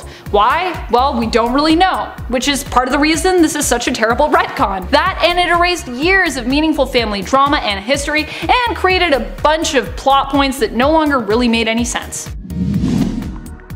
Number 1. Snap Wilson. Even worse than my own personal nerd rage towards the retcon of the Maximoff twins, everyone's outrage, my own included, against this retcon. I still can't believe this was a thing that even happened in the comics. Oh my goodness. Sam Wilson in the comics became a good friend of Captain America and was even known as his ally, the superhero Falcon. However, it was revealed that Sam Wilson wasn't actually Sam Wilson, a social worker from New York with falconry skills. This was all a fabrication of the Red Skull, who had used the Cosmic Cube to turn him into the perfect partner for Captain America as part of an insidious plot. The true persona of Wilson was the criminal, thug, and pimp known as Snap Wilson. What? This would be revealed to Cap as being his true persona, which Cap would then save him from. Yikes. Fortunately, years later we would see a retcon that would basically undo this one, turning the fake persona of Sam Wilson into the real persona for him, and the originally retconned real persona of Snap Wilson into the fake, meaning that Sam Wilson was always Sam Wilson and Snap Wilson was the version created and used by Red Skull. Whew! Thank goodness. Number 10. The football game. To kick off this list, pun intended, we go back to the golden age of comics with Jay Barrick to Flash Comics issue 1. So back in the 50s, the issue opens up with Jay trying to get the attention of Joan, but she's not interested, all because he sucks at football. In her words, she even says, "A man of your build and brains could be a star." Both tridents hurt. Oh no, whatever shall we do? Haha. And then in comes the super speedster just to ruin the game for the rest of the guys who've trained for like 16 years of their life to get there. And I love how happy he is too at this moment. Like, he's clearly been waiting for this his entire life. Like, he just flies through touchdown after touchdown after touchdown. One guy on the other team has the right idea. He straight up quits. And the game ends being 65-30. I mean, save some action for the rest of us, Jay. We warmed up for like 2 hours, come on. And before we move on to number 9, guys, if you haven't already, please give this video a thumbs up. It helps us a lot here, and it's right there. It's right somewhere down there. It's that one. It looks like a hand with a thumb. It's hard to miss. All right, thank you. Now back to the list. Number 9, Super Kids. Nothing beats a family outing. Either that means a trip to the movies or battling monsters with your super kids. That's right, once Wally West and his family returned from a fun little Speed Force trip, his kids had powers. How fun. Now, being so young, there's the Incredibles type question. Should they be allowed to be superheroes? Well, in The Flash Volume 2, issue 233, Wally comes up with the mindset that speedsters age differently, and sometimes it's hard to understand how much longer they have to live. So Wally thinks it's best to let them do what they want because YOLO, am I right? And it's a pretty cute issue, like the kids are eating peanut butter and jelly sandwiches, trying to fuel up for the fight. In the first few pages, Iris even admits that she stole the sandwich from a fat kid, so everybody wins. Those are her words, not mine. God, I should add another point to this list just for that line. What a savage. Number 8, the loop of life. Everybody has that one memory they wish they could just delete from their brain. Like maybe you were late for work and then you spilled your coffee all over your lovely flannel shirt. Now, what if you had to relive that nightmare over and over, Groundhog Day style? Well, that's what happens to Zoom. In Flash issue 200, Wally West uses his powers to defeat him, but he freezes him and makes him repeat the worst day of his life over and over and over again. Now, this is why I want to be a speedster. This issue right here. I would love to do this. I would just make everybody chill out in their favorite memory and just kind of lay low. Maybe a couple I'd put in some embarrassing memories, you know? Of course, I mean, I'm a human. Like, he looks like he's in so much pain. You could just tell by the dramatic one teardrop. This is literal hell that he's in. He just sits and repeats the line, "He doesn't have a gun, trust me, Ashley," over and over. Poor Hunter Zolomon. I mean, he's not the best guy in the world, but you can't help for feeling somewhat bad. I mean, he's a human. Number 7, Darkseid's powers. Sometimes you have a choice, and sometimes that choice is a lose-lose. These happen a lot in comic book movies, like Doctor Strange giving away the Time Stone to Thanos and then powering him up. It's a bad move, but it's better than the alternative still, because he saw the future, he knows. So in Wonder Woman's case, he was less of a problem this time around. So when Brainiac took control of Warworld in the Our Worlds at War storyline, specifically Wonder Woman issue 173, Wonder Woman gives away part of her soul in order to restore Darkseid's powers. Why the hell would she do that? To fight off the alien Imperiex? Yeah? Okay, I guess that's fine, that's fair. That's more than fair. I mean, after his powers are restored, they're able to stop Brainiac 13 and Imperiex. But you can't be juicing that guy up. I mean, of all people, not him. Number 6, ahead of the game.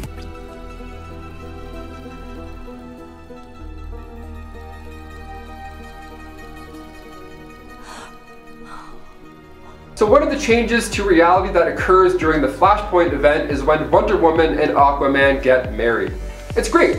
I mean, well, not really. Weddings are just fun, I guess, I don't know. I hear the song Shout and then I black out. It's so weird. This is a reality now where Bruce Wayne was killed and not his parents. So Superman is in a government lab having a not so relaxing time, and then we see Diana being saved by a sea monster from Aquaman. Ah, how lovely. A nice thing.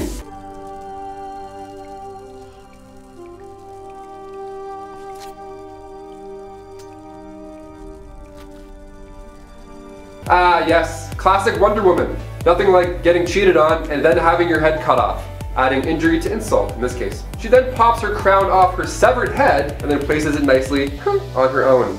And of course, a war follows between the Atlanteans and the Amazons, but comes to a lovely conclusion when Wonder Woman kills Aquaman by stabbing him in the back. Literally. Number 5, hung up on Trevor. Okay, so the Flashpoint paradox has a good chunk of not so pleasant moments. I mean, that's the whole point. Some things aren't meant to be changed, or else you risk opening the door to these nasty other realities. Like the one where Wonder Woman kills. A lot. So in the comics, we see Wonder Woman, rather Queen Diana at this point, send some Amazons to kill Steve Trevor, which alone, as I say that, just sounds terrible. But to make it even more list-worthy, the animated version is so much darker. Yikes. Okay, if we see this scene in the Flashpoint movie, I'll stand up and clap. I'll do it. I'll be like, yes, you guys, someone did it. Number 4, bat for a bat. Jealousy can turn people, sometimes for the best. Like if your ex starts dating somebody new and you're like, ah, I'll show you by bettering myself physically and mentally. Haha, I showed you. Or sometimes jealousy can make you fight another superhero because you're too in love with Batman.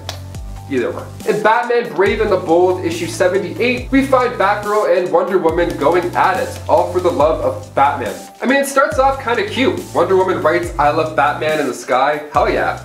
And then this plane comes in and who could it be? Is that Batgirl? What is she?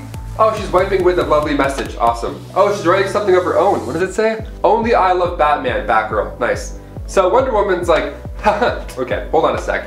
Lasso's Batgirl. She's upset. I mean, fair. She just wiped away her message and she's like, no, I love him more.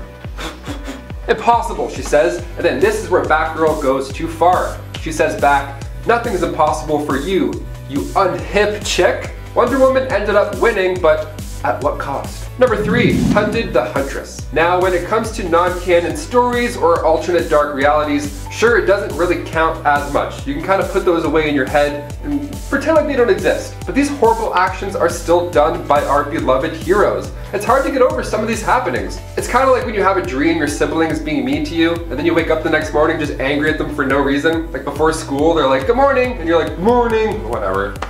Shut up. So on the topic of injustice, we find our main supers in a world that's not so bright. Issue 21 of Injustice Year 3 shows us just how great Wonder Woman is at cracking the whip when she wraps the lasso of pain around the neck of Huntress. And then the crack we hear is, well, it's exactly what you think. Now, she didn't mean to kill her, but I also didn't mean to wrist shot an orange hockey ball at my neighbor's parked car when I was 13. Accident or not, you're still paying the price, Buster. Number 2, cut to the chase. With Wonder Woman 1984 getting the official go-ahead to release on HBO Max this holiday season, it's fair to look into some other run-ins with the two. One that's particularly notable, starting in Wonder Woman Volume 3, Issue 26, titled Rise of the Olympian. So we see her interrogation skills bump up a notch when she crossed paths with Cheetah. So she decides to threaten her, of course by demanding Cheetah to tell her the location of Etta Candy. Or else she'll cut her tail off. That's crazy. That's like the superhero version of a mob boss taking a finger. That's so thug. And number 1, she left humanity behind.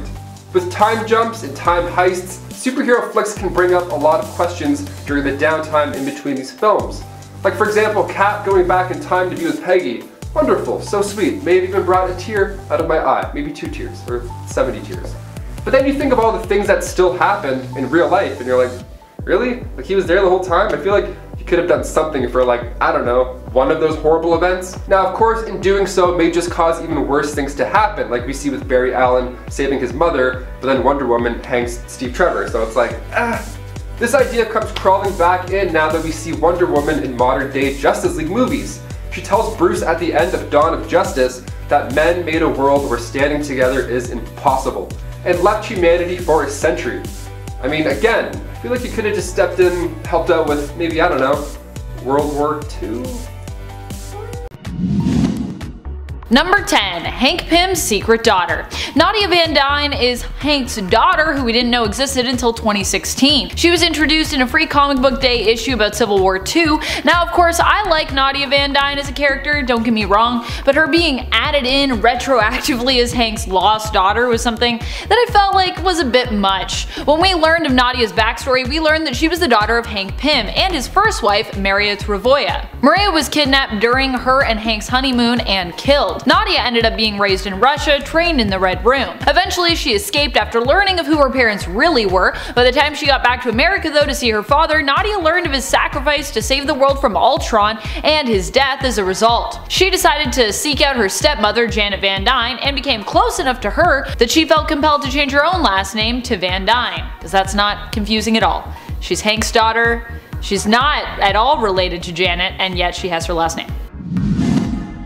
Number 9. Falcon's X-Gene. Remember that time Falcon was revealed to be a mutant and then we explained that origin away with, you know, a faulty Sentinel? If you don't, let me explain. In issue 174 of Captain America, we see Professor X meeting Falcon and Cap. Charles implied Falcon's connection to his bird seemed telepathic, and that Falcon's telepathic abilities may be mutant in origin. Falcon himself took this suggestion to heart and even considered what it might mean for him to be a mutant, pondering on his strong, seemingly psychic link to his bird Redwing. He then encountered a Sentinel who identified him as a mutant, and so he was a mutant for a time. This was established, and this wouldn't really be revisited or retouched till 2001. Where the idea of Falcon being a mutant was tossed in the trash and explained away as a Sentinel simply malfunctioning.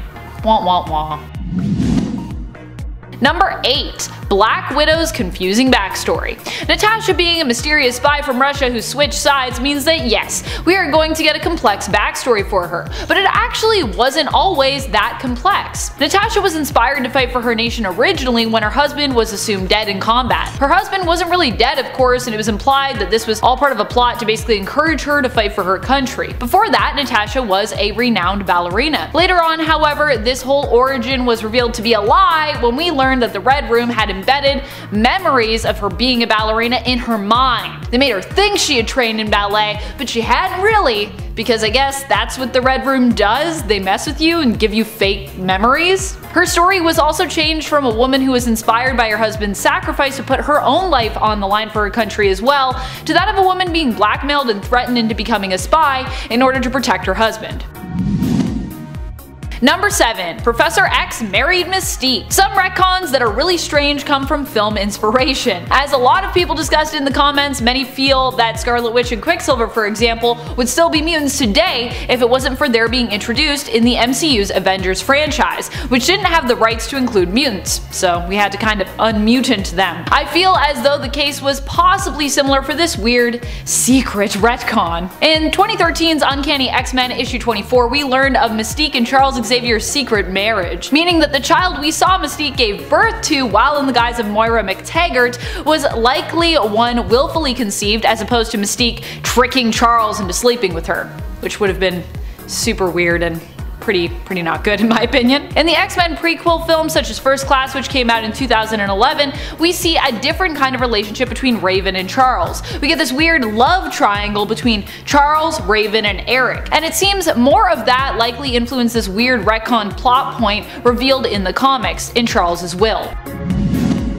Number 6. Kills off the last humans. During Marvel's The End, Marvel shared with us what various characters would do when faced with the events of and aftermath of the apocalypse. The Punisher was able to track down the last surviving humans, who also happened to be a bunch of jerks who were basically responsible for the events of World War III, which had resulted in this apocalyptic scenario and world that we found ourselves in. They offered the Punisher a choice. He could let them live and they would work to restart the planet and human race using genetic samples, or he could kill them for what they'd done, but then humanity would die with them. Being the Punisher, he decided of course to kill them. Though I gotta say, it definitely sounds like they deserved that, but still, he just condemned humanity for forever. Now we're gonna be extinct.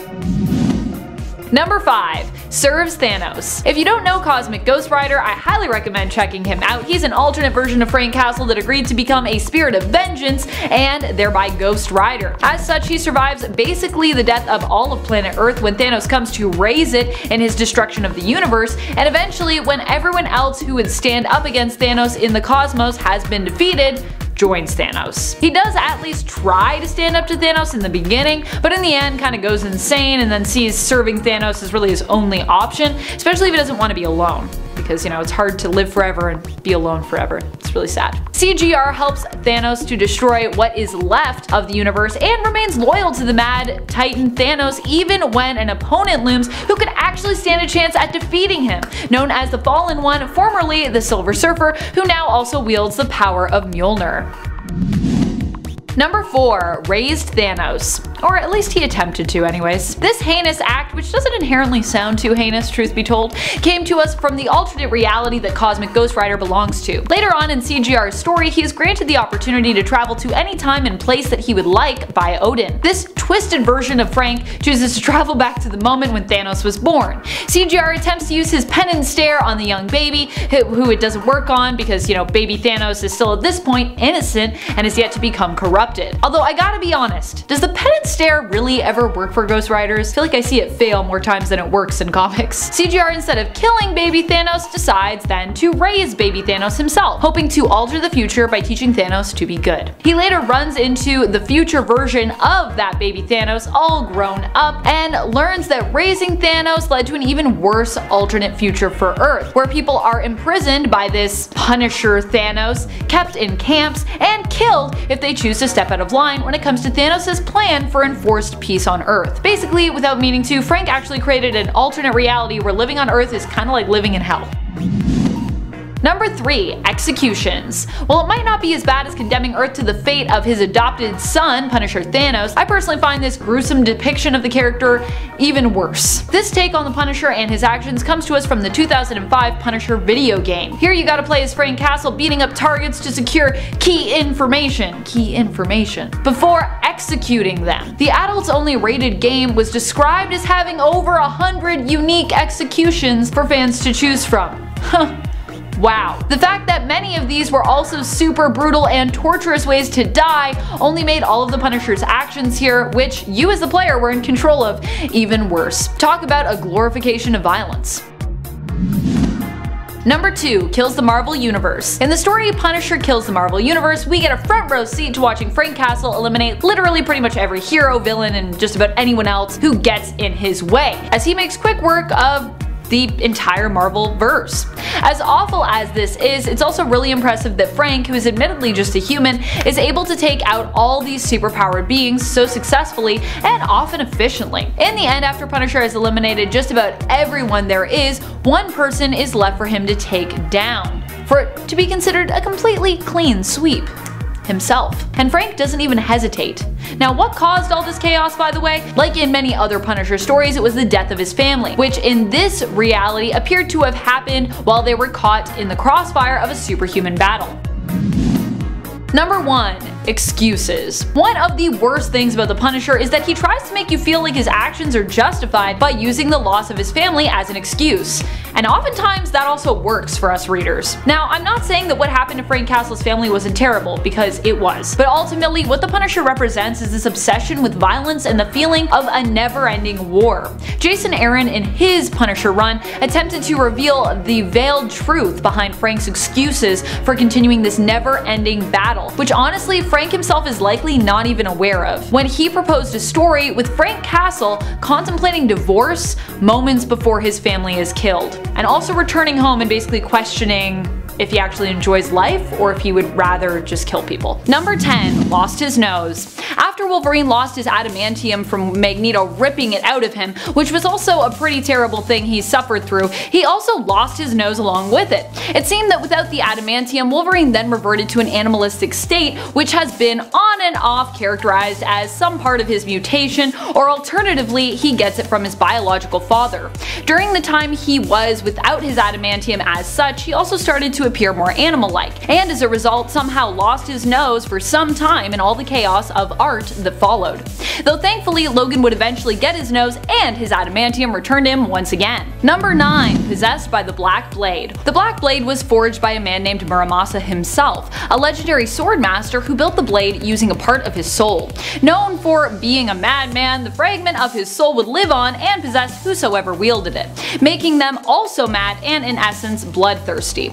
We saw this happen to Jessica Drew in the 1989 Wolverine series, and then saw Wolverine manage to save Jessica when he himself took the blade from her. He thought this would kill her, but instead the soul of Muramasa within the Black Blade merged with Wolverine's, seeing him as a kind of kindred spirit of sorts. Wolverine then found himself possessed, and during this time almost killed Jessica Drew and the Silver Samurai as a result. Fortunately, he managed to assert his own will and reject the Black Blade's influence in the end, but being possessed is of course never fun, although I don't think he would have been too beat up if he had ended up killing the Silver Samurai while possessed. Number 8. His wolf family getting murdered. Wolverine has more origins than I have fingers. One such origin tale for him allows us to see him living with wolves, retreating to the wilderness after suffering a great trauma. The pack he lives with has become his family, and he takes great pride in taking care of his family and their newest cubs. However, Wolverine's curiosity one day gets the better of him when he and his pack run into the White Bear, a mysterious and uncommon sight for them.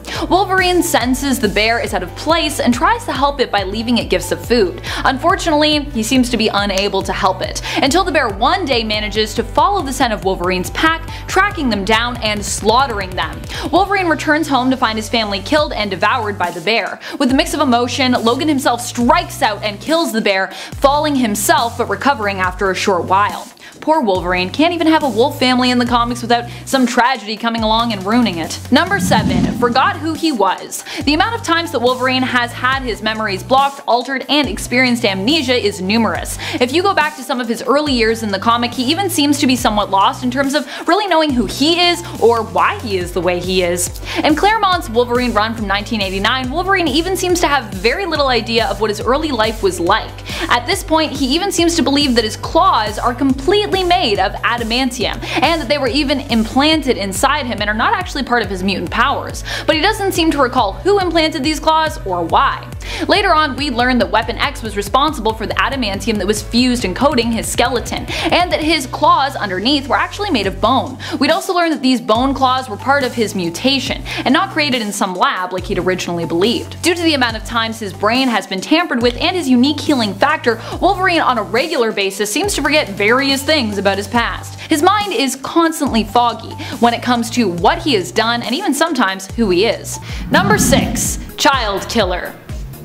You wouldn't think that Thanos would make a great father, and he doesn't really. But that hasn't stopped him from siring many children throughout the galaxy and adopting others at times. Gamora is his adoptive daughter, but he also has a naturally born son named Thane. In fact, Thanos even attempted to find his son at one point during Infinity. He didn't want to find him to reconnect though, or repair a lost or severed connection. He wanted to find his son in order to kill him. Not knowing where to look, he decided the best course of action was to kill as many children within Thane's possible age group as possible. Thanos disguised this plot as one of conquest, ordering planets to pledge fealty to him and offer a tribute of the heads of their youths between the ages of 16 to 22. Number 5. Influences Thane. This doesn't sound so bad as a title for a point, until you realize just what that influence did. Thane was Thanos' son, whose mother had been an Inhuman. Before Thanos showed up, Thane was a healer and didn't know that he was Thanos' son. Thanos, in his hunt to eliminate the child, demanded the heads of Attilans and therefore the Inhumans' children.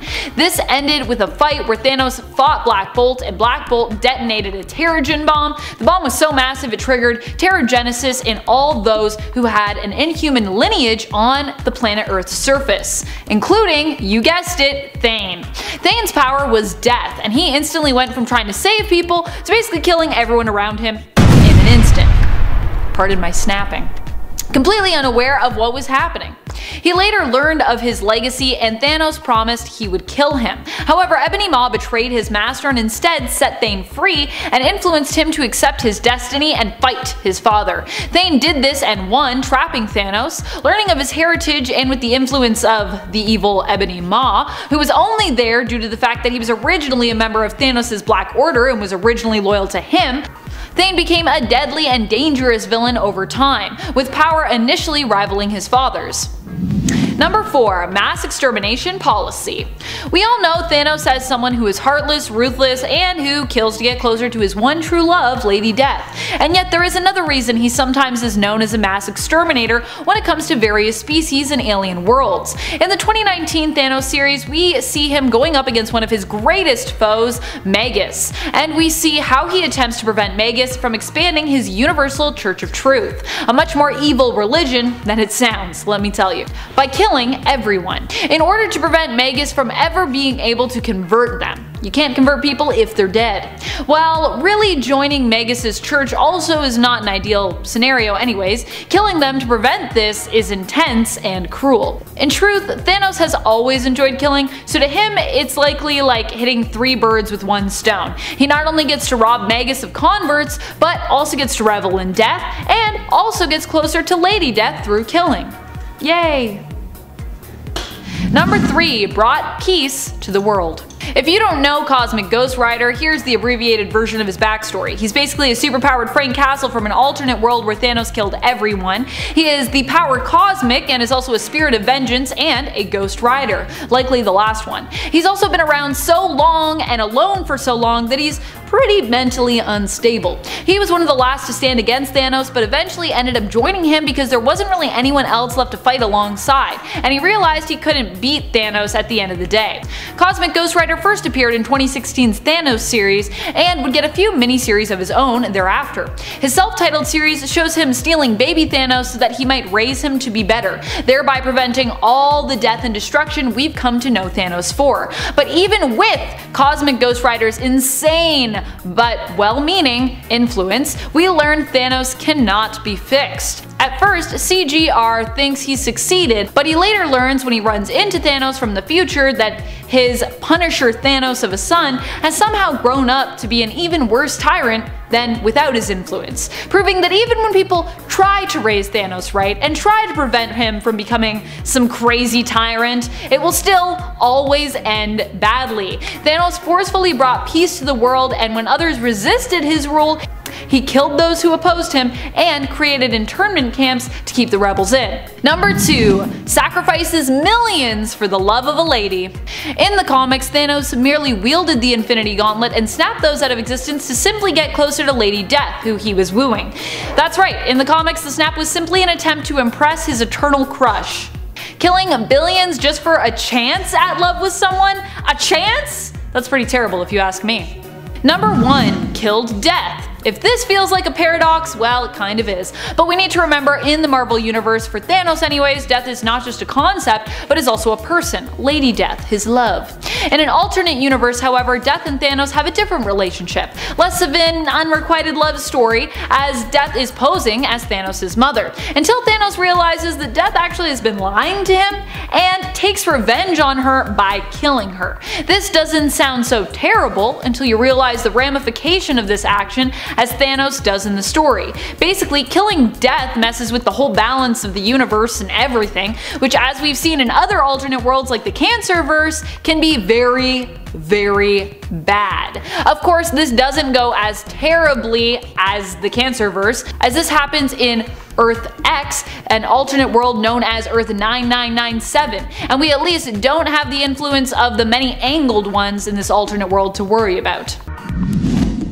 Number 10. Rune's Xmas. Likely for a lifetime for one unfortunate child, Punisher is disguised as Santa and posing as a man looking to raise funds for charity. When he asks the passing Napolitano family to help the poor, they refuse. He reveals himself and then guns them down, right in front of a child. Horrified, the child asks why, and Frank answers they were naughty.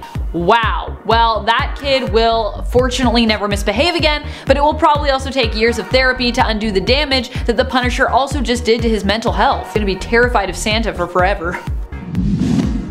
Number 9. Murders litterbugs. Although this story was later retconned somewhat in an effort to explain away the Punisher's intense and erratic behavior here when it was first released, this behavior was considered canon. Punisher had recently returned to the streets, condemning them and their inhabitants as being worse than ever. He was out to punish those who caused any harm to others or society in general, which meant zero tolerance for litterbugs. At one point, we watch as he guns down a couple in the rain who discard a soggy newspaper onto the ground they've been using as a makeshift umbrella. Aren't newspapers compostable, Frank? I mean, I guess they take a long time to decompose, so it's still not amazing for the environment, but still. Professing in his internal monologue that littering is a crime, the Punisher fires at the couple, and we see at least one of them topple over in the corner of a panel. Their fate isn't confirmed, but it's definitely heavily implied here that he just killed them for littering. Number 8. Torture research. Garth Ennis' Punisher story, The Slavers, is widely recognized for being one of the darkest ones out there. While the Punisher seems justified in taking on some of the worst and most horrible people that he's ever gone up against, and you definitely root for him, he also goes to great lengths to deal out his own form of justice here. At one point, we see Castle going through medical textbooks just so he can increase his knowledge for enhanced torturing purposes. There are countless violent moments in the story that both feel justified and also make you wince as you see just how far the Punisher is willing to go to punish these people. It should also be noted that this is a mission of vengeance that Frank is actually undertaking not even for himself, but for someone who escaped these villains, a woman named Viroka, and for her baby whom her captors had killed. Number 7. Torturing Barracuda. So Barracuda is admittedly a villain in the comics, but still, the way Punisher disposes of villains can sometimes just be so graphic and awful that it leaves you sympathizing with them. That was the kind of fate Barracuda was resigned to, a villain introduced during Garth Ennis' time writing The Punisher in the 2004 Punisher series, which was part of the Max label at Marvel. This Punisher, by the way, is also resigned to another alternate world as well, and honestly, a lot of his actions were pretty horrific. So yeah, this is not Earth 616, my friends. This is Max, adult comic stuff. When it came to Barracuda, Castle punished him by connecting some sensitive parts to a car battery and shocking the heck out of him. Later on, he would try to kill Barracuda in an explosion, but only severely burn him. Then he would chop off both his arms and bury a pickaxe in his chest before shooting his head to bits with an AK-47. It's pretty awful, I gotta say. Number 6. entire family was murdered in the Old Man Logan story. Logan actually manages to settle down and start a family with a woman named Maureen in the apocalypse. Together they have 2 children, Jade and Scotty, likely named after Logan's old friend and sometimes rival, Cyclops aka Scott Summers. Unfortunately, when Logan is forced to go on a mission to earn rent sooner and in a higher sum than expected by the Hulk gang, he returns on time, in fact earlier than that, only to find that the Hulk gang got bored and murdered his entire family anyways. His 2 kids and Maureen are all dead. Logan gets his revenge, of course. Tragically though, it does nothing to bring back that which he has lost. Number 5. Forced to kill Jean Grey. Multiple times too. Of course, Wolverine usually only kills Jeannie to spare her pain, but he also has a tendency to stab her and others that he cares for right through the gut. So not sure how much pain he's really sparing her there. In fact, I feel like, as someone who wields a sword, if you really want to hurt them, you usually stab them to the gut. Just saying. Wolverine has been asked to kill Jean multiple times. One time he was asked to kill her an innumerable amount of times all in one go, when she believed her deaths would weaken the Phoenix Force, and so asked Logan to kill her on repeat for goodness knows how long. Of course, as we've seen in the newest Wolverine series, when once again Logan kills Jean, this time not on purpose, it hurts Wolverine to have to do this. He doesn't like to hurt the ones he loves, yet he often feels as though this is a cycle that will never end, which is also why he tends to keep to himself more often than not, because he doesn't want to risk hurting those who get close to him. Aww. Number 4. Sent to Hell. The Red Right Hand and Mystique were the ones responsible for this plot. Mystique lured Wolverine into a ritualistic circle where his soul was then sent to hell. Wolverine's soul was not only tormented, but his body actually became the host for a demon, being known as Helverine on Earth, an entity who sought to destroy everyone Logan had ever cared about. In Hell, Logan had to face the ghosts of his past. Mariko, who was herself in Hell, was even ordered and forced into torturing Logan. She ended up in Hell due to the fact that she was the head of the criminal Yoshida family. Yikes. Number 3. Forced to kill Daken. While Daken has definitely earned his father's ire, the truth is Wolverine has never wanted to kill his son. Not really. Despite the fact that Daken has attempted to kill and has effectively tortured Wolverine for years in the comics, Wolverine struggled to accept the fact that he had to end Daken's life when the time came. Later on, it was revealed that although it had been Wolverine's choice to kill Daken, drowning him in a puddle, which actually ended up being a much more emotional moment in the comics than it sounds, it had actually all been part of Sabretooth's plot to torment his nemesis, Wolverine. Sabretooth had manipulated Daken knowing that Wolverine would be forced to kill him. Number 2. Murdering his kids. If you think killing Daken was bad, keep in mind that it wasn't as bad as this next point. Wolverine was manipulated into facing and killing his own children by his own son Daken himself.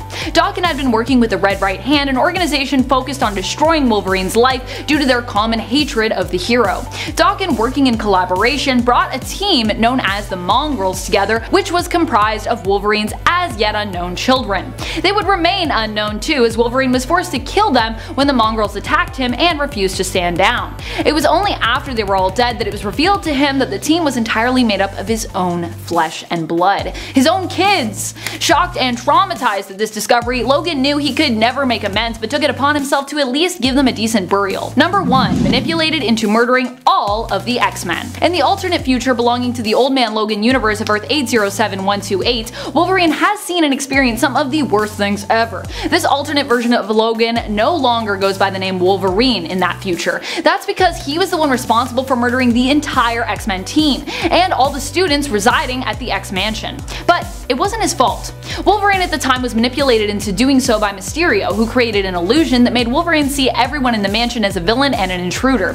The illusion faded away only after Logan had killed everyone, with it being revealed that his last opponent, whom he thought was Bullseye, had really been one of his closest allies, Mutant Jubilee.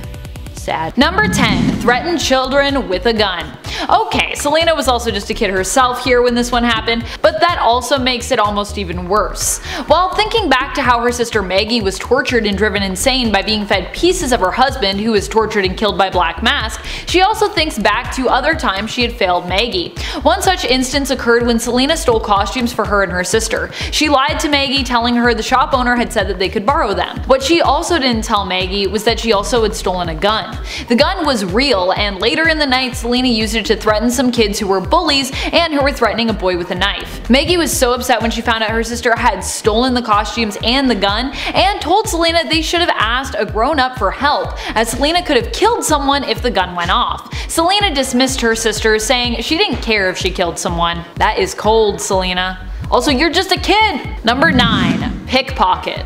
Selina started out as a thief at a young age. Depending on her origins, she was either forced into stealing for the woman who ran the orphanage she ended up in after her parents' death, or she escaped the orphanage she was mistreated in and turned to a life of theft in order to feed herself. In fact, originally it was because of her youthful attempt at pickpocketing that she ended up working and training with a carnival. And this is where Selina developed her nimbleness, sleight of hand, and gymnastics skills. While she had to pickpocket to survive, it's still not good to steal from people just because you can or you need to. And Selina started down this path of thievery from a very young age. And before we continue on to this next point, just a quick reminder to click that like if you haven't already. It really does help us out here at the channel. Number 8. Humiliated Azrael. During the Night Quest story, Azrael has stepped into the role of Batman, filling in for Bruce after his back was broken by Bane and he had to focus on healing. Jean-Paul Valley can't fool Catwoman though. She recognizes that there is someone else beneath the mask other than her sometimes beloved Bruce. She thwarts the law and escapes Azrael's clutches, shouting to the world as she gets away for all of Gotham and the GCPD to hear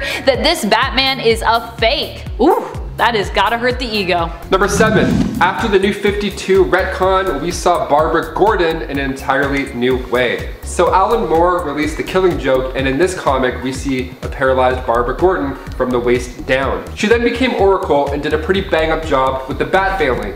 Also, she's in a wheelchair. How often do you see that? More inclusion for the win, folks. Let's get it. But with the New 52 retcon, we have Barbara Gordon back as Batgirl. So while some fans are happy with the change, most have expressed quite a bit of rage online, rightfully so. Number 6. Identity Crisis. Brad Meltzer's Identity Crisis was a 7-part issue released back in 2004. The first issue actually did really well with pre-orders, passing I think like 160,000. But come issue 2, fans weren't nearly as interested the first time around. There was a huge decline in numbers. Why though? Well, the cruelty of the content was deemed a bit too much for comic book readers at the time. It had basically turned into a murder mystery about the death of Sue Dibney. Fans weren't on board with how dark the story got with certain details, some drawing the conclusion that it was done just for shock value. Fans have said that every character involved in that comic was just ruined. So what do you guys think? Agree, disagree? Comment down below. Number 5. Evil Amazons. Yeah, you heard that correctly. The New 52 comes through yet again to disappoint fans. The New 52 Wonder Woman series began in June 2016, and Brian Azzarello made the Amazons' origin so that they attacked sailors on the high seas that were too close to their land.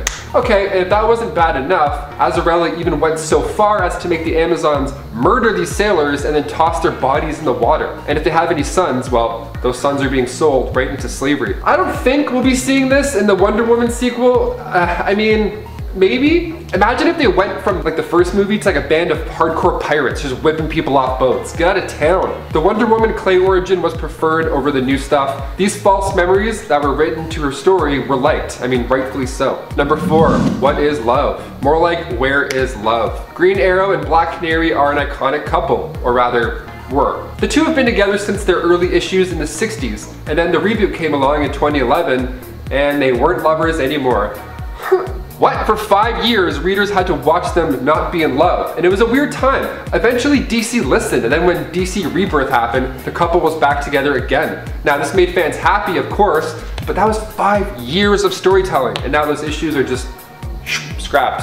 Awesome, sick, 5 years. A lot of words, a lot of eye movements, thanks. Number 3, Dead or Alive. Superboy issue 158 came out in 1949, so it was a little while back now. And the cover of the issue is enough to pull any reader in. It shows Superboy in space looking down at a capsule with his parents in it. And the words, "They're alive, my real mother and father." And behold, a couple of sleeping beauties. Jor-El and Lara were drifting in space for 15 years. The radio transmission comes in, calling Kal-El, and then he's like, yo, that's my name, let's do it, let's go. And it's a nice moment or two. Superboy reflects on recognizing his parents' voices, even though he was just a wee baby when he last saw them.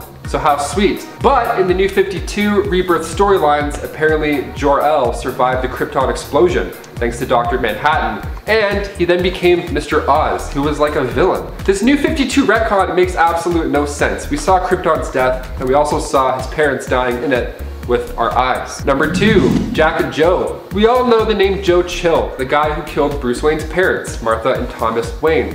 Now, after watching the 1989 Tim Burton Batman film, there's now another name in our minds when we think of the person that killed his parents. We of course think back to the Joker, and having him as the one who killed his parents in the movie. So which is the right one? Which one's true? So fans had to wonder this for years. If Joe Chill was actually the killer, these are confusing times. And then in Infinite Crisis issue 6, we see that Chill is again the killer of the Wayne's family. Thankfully, I mean, part of Batman's story was based off this way of things. And after Infinite Crisis, they made it so Chill was arrested the same night he killed Bruce Wayne's parents. These stories are way too confusing at times. Even reading this, my brain hurts. And finally, number 1, no kill. We all know Batman by his one rule, and breaking that rule is Joker's goal in the Dark Knight film, to never kill. Of course, having his parents die at the hands of a killer, one would assume he's not too fond of the act. But let's go back. Let's go back to Batman's first appearance. Back in 1939, Detective Comics issue 27, we straight up see Bruce push a guy into acid. Acid! It's said in the early days that many criminals died by the hands of the Bat. Bill Finger came in and retconned it so the Caped Crusader, starting in Batman issue 6, tells Robin that we never kill with weapons of any kind. With weapons? Ooh, gotta read the fine print, I don't know. No, Batman at that point still goes by the no kill rule. But what do you guys think? Was his actions, like in Batman vs Superman, unwarranted? I mean, this is obviously a darker, older version of the Batman where clearly people close to him died. I personally think he should kill. Make it so he pops dudes. People love the Punisher. I mean, you know, he wrecks people. Go get him, Batsy. Number 10 was a criminal.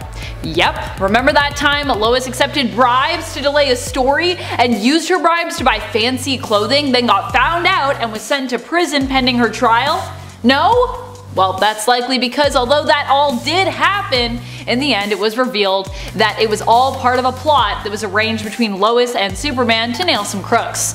Lois pretended to accept the bribes working alongside the authorities simply to get closer to the head honcho and help Superman and the police capture him. He was the one to help break her out of prison, hoping to intimidate Lois and recapture the evidence she supposedly had on him. Unfortunately for him, Superman crashed the party, following the escape vehicle to his hideout. The authorities arrested him and Lois got rewarded with a fur coat for her troubles. But still, she looked pretty guilty through a lot of it. You only find that out at the end, so if you read like 70% of that story, you're gonna be like, what is happening? Lois, stop accepting these bribes. Number 9, won a Pulitzer.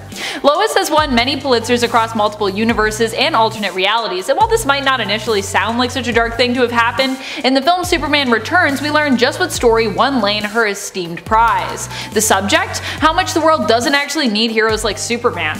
I love how against the original concept of the character this is, while also kind of coinciding with it. Lois originally was a woman obsessed with Superman to the extent of even focusing more on him at times than pursuing the best story. But in Superman Returns she is both fixated with Superman, but not in a lovey-dovey you must marry me type way, not with this story. The title of her piece that won her the prize was Why the World Doesn't Need Superman. Of course, by the end of the film, Lois has kind of changed her mind and writes a piece about why the world does need him.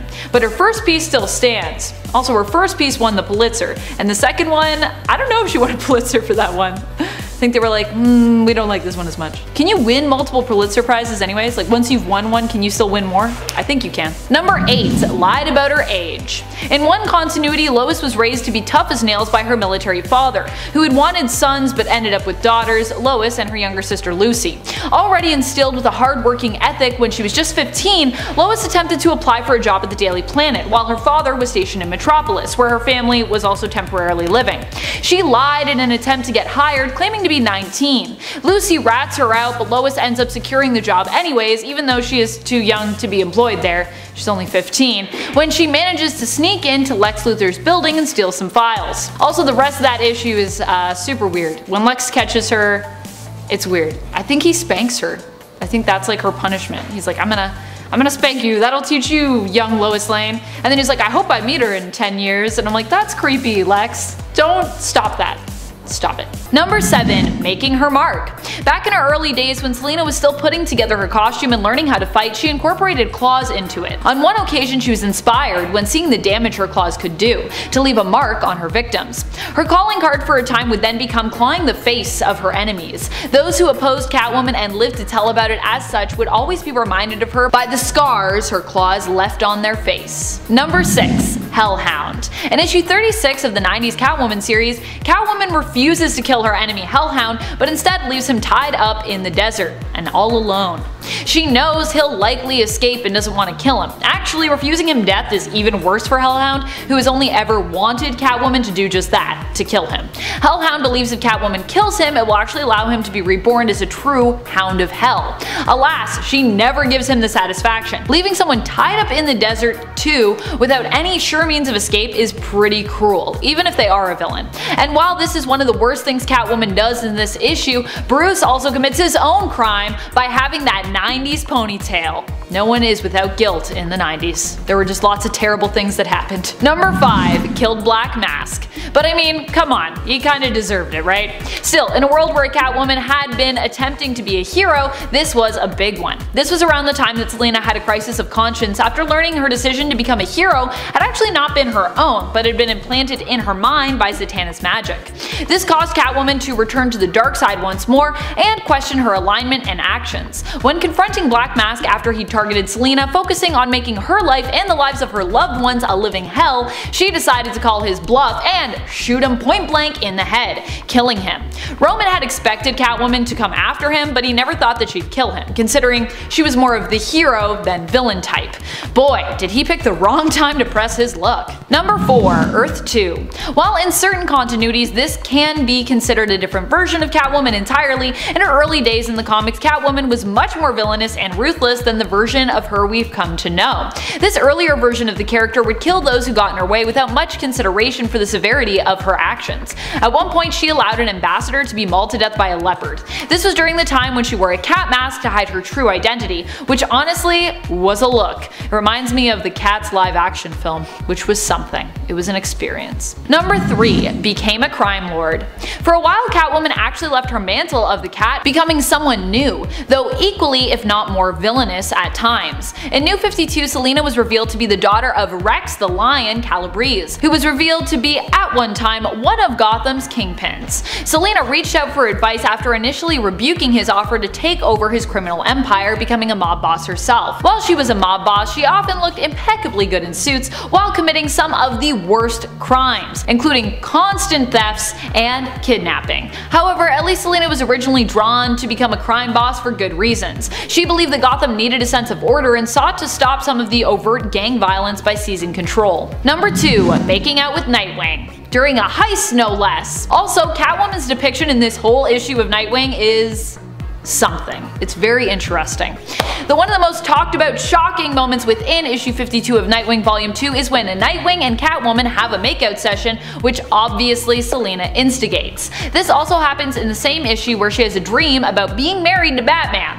Ew, Selina, that's like making out with your adopted son. You just had a dream that you were married to Batman. What are you doing? Don't do that. Stop it.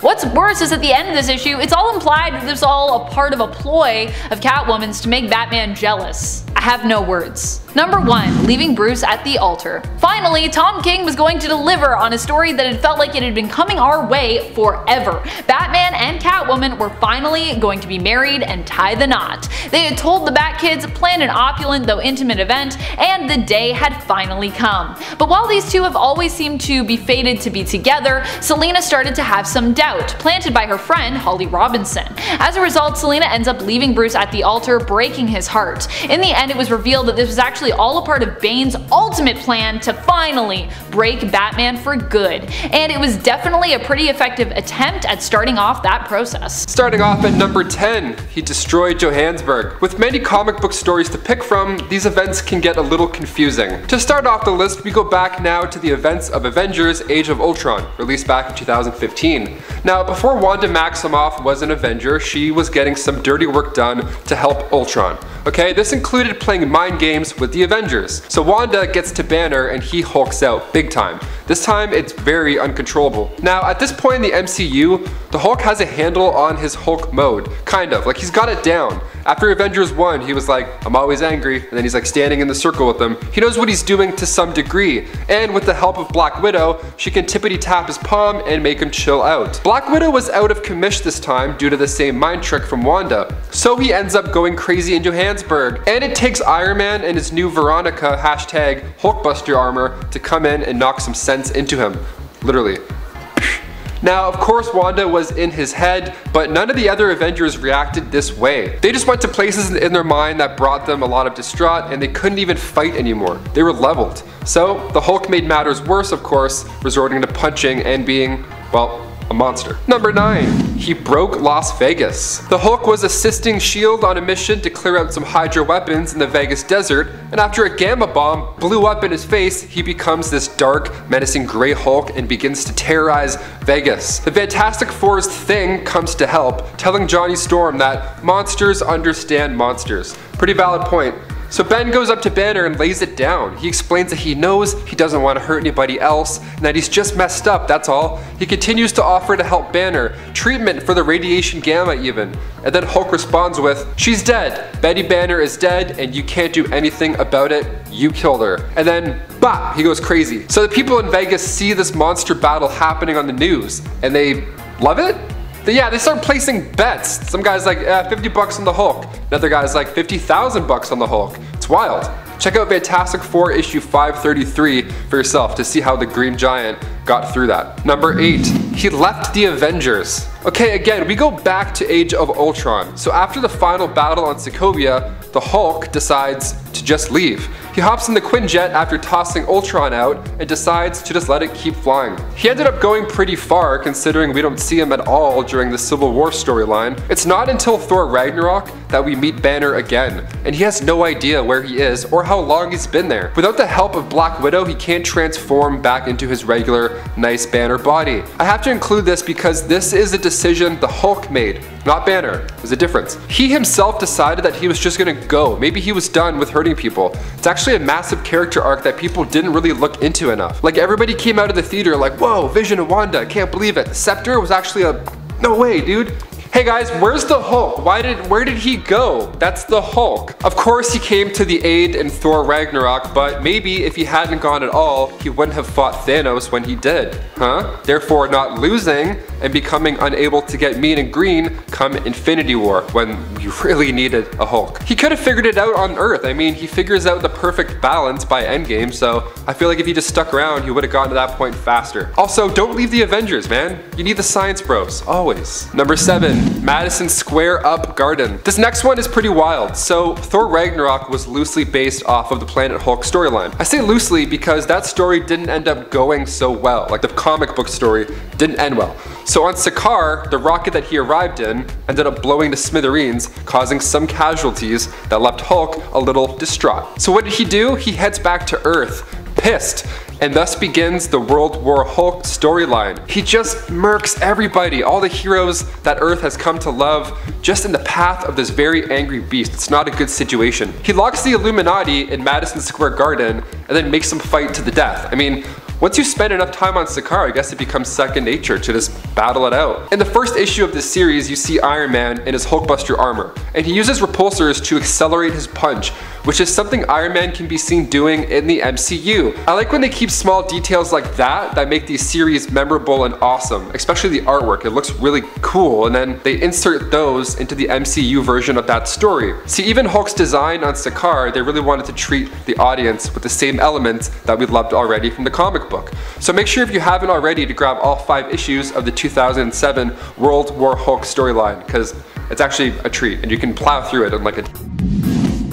Number 6, his relationship with Scarlet Witch. This was just a weird and convoluted story in general, but basically Dr. Doom managed to wipe Wanda Maximoff's memories and then she fell in love with him and they were to be married. She didn't know who she was until Wiccan showed up and reminded her of her origin story and her family. Eventually Wanda put 2 and 2 together and figured out that Doom was manipulating her due to the fact that he seemed so concerned with her actually believing Wiccan's story. What's up with that, Doom? Doom also claimed to be doing everything out of concern for protecting the world world from Scarlet Witch's unpredictable and unstoppable reality warping powers, and for his real and true love of Wanda. He really loved her, so he claimed. However, he later revealed himself to be a man obsessed with only power when Wanda transferred her reality warping power of the life force to him, and he went all crazy. He also claimed to be responsible for the death of the Avengers and mass extinction of the mutants. He was like, that wasn't Wanda, that was me. Wait, what? Number 5. Sacrificed his first love for sweet, sweet armor. Dr. Doom's inspiration for the name he gave his goddaughter Sue and Reed Richards' little baby girl Valeria came from his first love, a love that later returned to his life and who he learned was the only woman he had ever really loved. So he claimed. When she did return, however, it was revealed that Dr. Doom had ulterior motives for his oldest and truest love. He didn't want to be with her, not in a traditional sense anyways. He wanted to sacrifice her life and her soul in order to earn himself some powerful mystical armor. Readers watched as Valeria's skin burned away and her flesh was remade into Doom's shiny new armor. Number 4. Battleworld. Following the incursions, Dr. Doom was turned into God Emperor Doom when worlds collided and were destroyed, prompting Doom to use newly acquired reality warping powers and sort of reality mending powers to create his own universe. This universe would become known as Doom's Battleworld, a patched together combination of the broken Marvel realities. Doom himself became a god to all the heroes and citizens who lived there. He had his own army of Thors at his disposal, making Doctor Strange his deputy and turning Sue Storm into his consort. When Reed Richards finally managed to return and find Doom, he made Doom confess that Richards would have actually built a better world, and after fighting, Doom relinquished the power he'd used to Reed, who set out to actually remake the Marvelverse and most of its alternate realities once more, with only a few tweaks for improvements here and there. Number 3. Droit de Seigneur. While some may praise Dr. Doom for being a great ruler who brought prosperity to Latveria, we also need to acknowledge that he also snatches many of his people's rights and freedoms away in being their governing monarch and ruler. This was showcased when Dr. Doom exercised his right of droit de seigneur, marching into one of his faithful peasant Klaus's home on his wedding night, and insisting that he be allowed to sleep with his bride Gretchen. While Klaus seems awkwardly accommodating, Gretchen appears downright shocked, upset, and possibly pissed off, and rightfully so. Also, yeah, Dr. Doom's Latveria still has a peasant class, so it isn't always depicted as being that great, because if it was, why do you have peasants? What's up with that? Number 2. Dictatorship Dependency. This is what Dr. Doom has created for Latveria, the nation he rules. While Latveria is considered a peaceful place with virtually no crime, nor problems of poverty or hunger harming its citizens, who do genuinely seem to worship and love their ruler, Victor Von Doom, it's also a place that has become so dependent on his leadership that anytime he leaves, it basically breaks. Meaning that if there ever comes a time when Doom must leave permanently or finally dies for good, Latveria's economy will collapse and the nation will quickly devolve into chaos and ruin. We've seen what has happened to Latveria before in the comics when Doom has ceased being its ruler, and it's truly never good for the nation.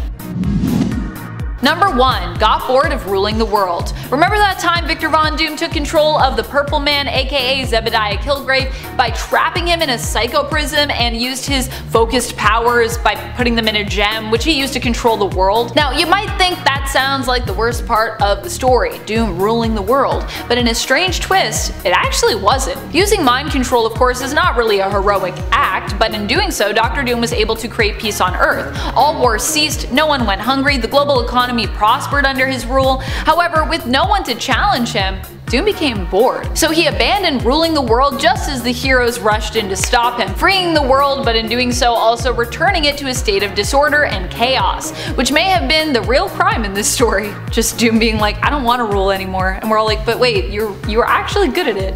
You had to use mind control, but still. Number 10. When DC made her Russian. One of the weirdest things to happen to Selina was when she was given a random Russian origin story that never really amounted to anything.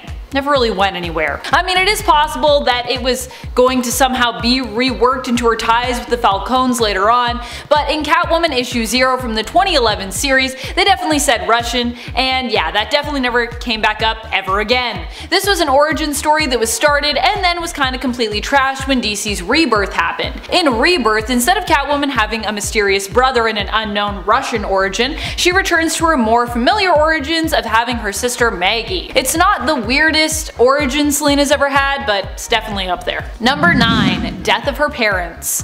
This is one of the worst things that happened to Catwoman because it also basically set her up for a tragic childhood. Though in retrospect, it did lead Selina to where she is now. I wonder if she would change any of her past if she could. Changing some of the most painful parts actually might lead to a different future, but would likely make her past better and perhaps her present less tumultuous. I wonder if she would go for that. Selina's mother was established as taking her own life in the comics, which prompted her father to drink his life away. With both her parents gone, and I suppose no surviving family to speak of, since no one took her or her sister in, she and her sister Maggie were both put through a foster care system, though because of Selina's behavior, she ended up in an orphanage for young delinquents. Number 8. Betrayed by an old friend. Sylvia St. Clair was one of Catwoman's oldest friends, back from their days when they were just young street kids. Sylvia ended up standing up for Selina when she was younger, looking after her, kind of like how later Selina would look after Holly. In fact, Sylvia could have inspired that behavior in Selina later on. The two became friends and partners, but the truth was that Sylvia always hated Selina, ever since she had stepped in to take Selina's place in order to protect her. Sylvia always hated Selina and held a grudge against her since that very beginning. This was only made worse when Selina left Sylvia behind to get caught in a caper gone wrong. Sylvia resurfaced years later posing as Selina's old friend with no hard feelings, when in reality she was actually plotting to destroy Selina for everything she'd done, everything that had gone wrong in Sylvia's life, which she blamed Selina for. Number 7. Assaulted by Talia al Ghul. Talia al Ghul may love Batman, but she definitely has a messed up way of showing it. When Damian was conceived, it was not really out of love. Talia actually assaulted Bruce, drugging him and sleeping with him in order to get the child she so desired. All in all, it's really messed up. What's even more strange is it seems like the story of Damian's existence could have been inspired by Son of the Demon, where Talia and Bruce consummate their marriage consensually and Talia reveals she is with child. She later fakes a miscarriage to keep Batman focused on fighting the bad guys and avoid distracting him, but in truth has the child in secret and gives it up for adoption, realizing she and Batman can never truly be together. This story, while still messed up and awful considering Bruce, never knows of his son's fate and it's kept a secret, is still less disturbing than the one we got for Damian Wayne. Drugging and assaulting someone is very much not okay. No, no, no. Don't do it. It's terrible. Number 6. Death of his fiancée. For those who aren't aware, there was a time that Batman was engaged. In fact, there have been multiple occasions where Batman was engaged and married. For our purposes here though, I'm talking about when Bruce Wayne became engaged to his old flame, Silver St. Cloud. Silver has been a Gotham socialite who had a passionate romance that initially ended when Silver learned of the fact that Bruce Wayne was actually Batman. She loved Bruce but couldn't stand the thought of losing him. Years later, she returned to Gotham and ended up falling back in love with both Bruce Wayne and Batman, breaking off her current engagement to a US senator. Her and Bruce were engaged, and he was even thinking of retiring from the Batman mantle to pursue a normal life with Silver and settle down with her. However, these dreams were cut short when Silver was killed by Automatopoeia, who was posing as Batman's new ally at the time, Baphomet, a man that Batman trusted so much that he even revealed his secret identity to him and welcomed him into the Batcave. Big mistake, Bruce. No wonder Batman has trust issues, jeez. Number 5. Failed Barbara Gordon. One of the hardest failings for Batman was when Barbara Gordon and her father, Commissioner Gordon, were successfully targeted by the Joker. Caught unawares, Babs found herself shot through the spine and paralyzed as a result of the attack. She was assaulted and tormented by the Joker, who took pictures of her in pain and undressed for the purpose of making her father insane. This all happened in Killing Joke, and though not all of the events of that story are canon, Babs's pain and becoming paralyzed were made canon.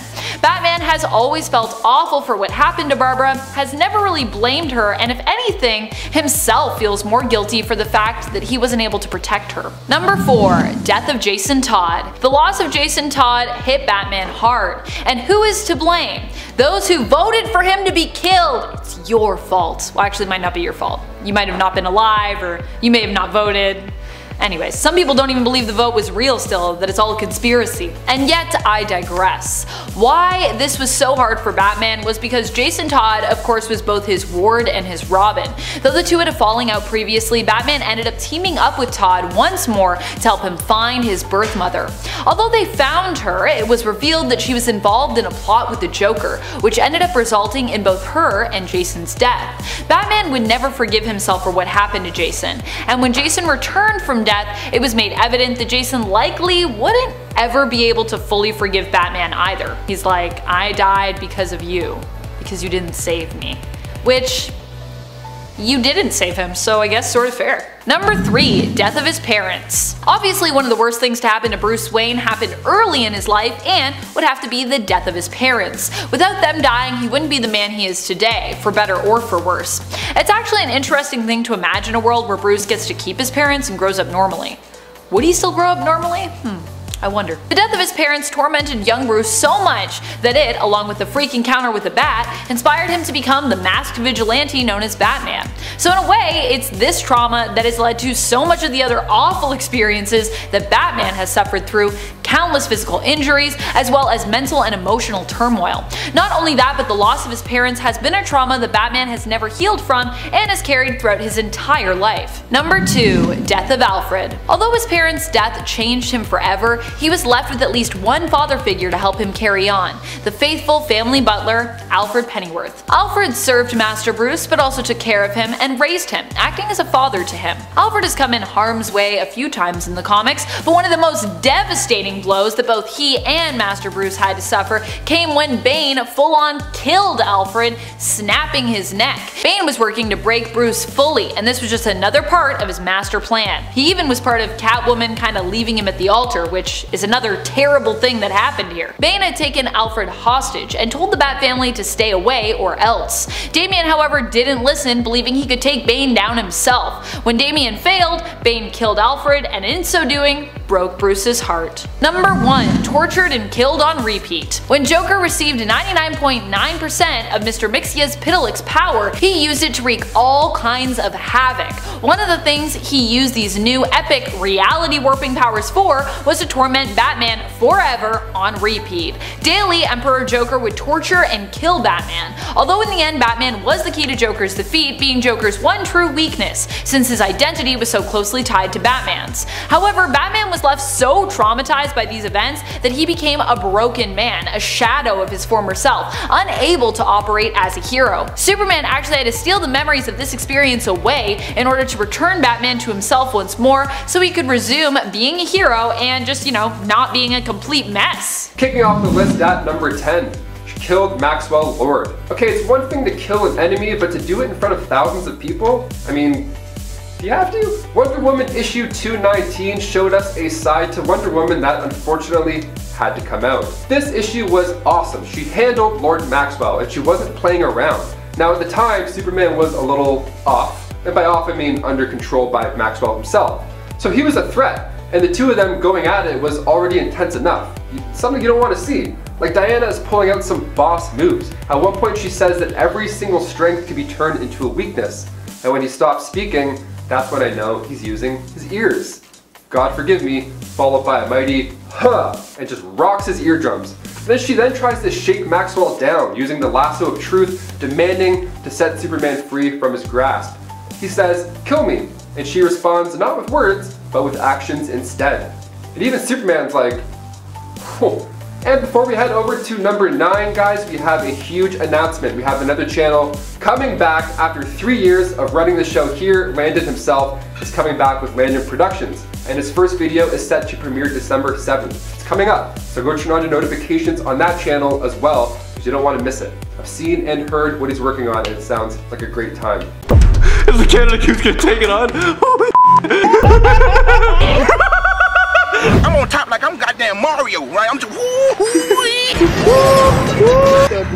not today. Maybe tomorrow. Okay, is this real life right now? Number 9, super intimate. Guys, superheroes have emotions just like us, okay? They meet other supers, they fall in love, they have super babies, they have lives too, it's fair. Sometimes key intimate moments are hard to conceal when you have the power of a god.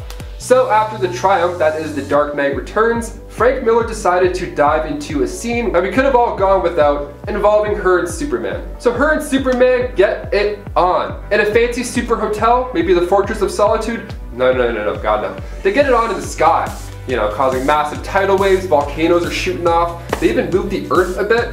Man, even people are evacuating islands. Like, this is a bad day for everybody but Wonder Woman, of course. Next time you guys want to get it on for a 5-panel straight, I don't know, maybe Egypt. Someplace with a lot of sand and openness. Don't be blasting rocks at innocents. It's not nice. Number 8, Wonder Woman causing volcanoes to explode. I mean, that's pretty epic, but what about that time she made Captain Atom explode? If you drop a can of soda on the ground, it's ready to blow. You don't want to touch it. The last thing you want to do is puncture that can, or else you're gonna be sticky and you're covered in bees. No one wants bees. In the Injustice storyline, we find Wonder Woman making a not so smart choice when it comes to handling Captain Atom. So he's about to rock Superman, right? And then Wonder Woman comes in and cuts his throat open with her sword. "Oh, you stupid," he says to Diana. "I have more power in me than 10 nuclear bombs, and you and your stupid magic sword have just breached the thing that contains it." But then he decides, this is my last opportunity anyway, screw it. Grabs Superman and then takes Superman out to get an up-close and personal look at the light show. Nice. Number 7. East End Community Center destroyed. Catwoman's area of Gotham, in terms of her having a neighborhood that she most looks after and thinks of as her home, would probably be the East End. One of my favorite neighborhoods in Toronto is actually our East End, so I feel like I'm kinda on the same wavelength as Selena, although I doubt Toronto's East End is as crime-filled as Gotham's. I feel like, yeah, Gotham's probably filled with crime everywhere, really. Crime in every crevice. Catwoman became the anonymous donor for a community center that she built in the East End, and was happy to celebrate its grand opening alongside friends and her long-lost sister Maggie, who she had recently reconnected with.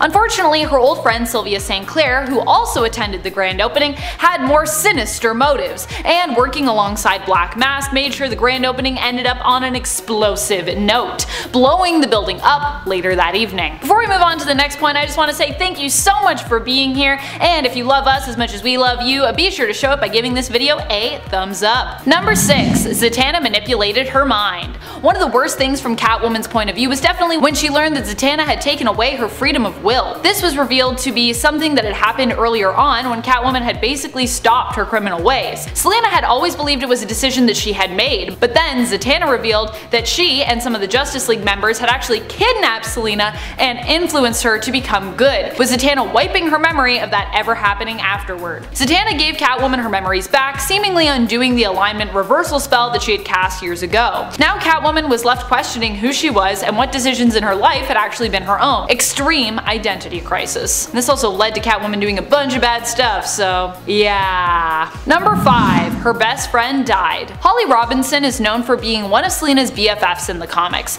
She's been portrayed a few different ways throughout the years, but one thing usually stays the same no matter her role. She's always a good friend to Catwoman. New Earth Holly was friends with Selena ever since they were kids, growing up together on the streets of Gotham. Holly was a young runaway who ended up running into Selena, who was 4 years older than her. Selena took Holly under her wing, adopting her as basically a younger sister, and taking it upon herself to look after Holly.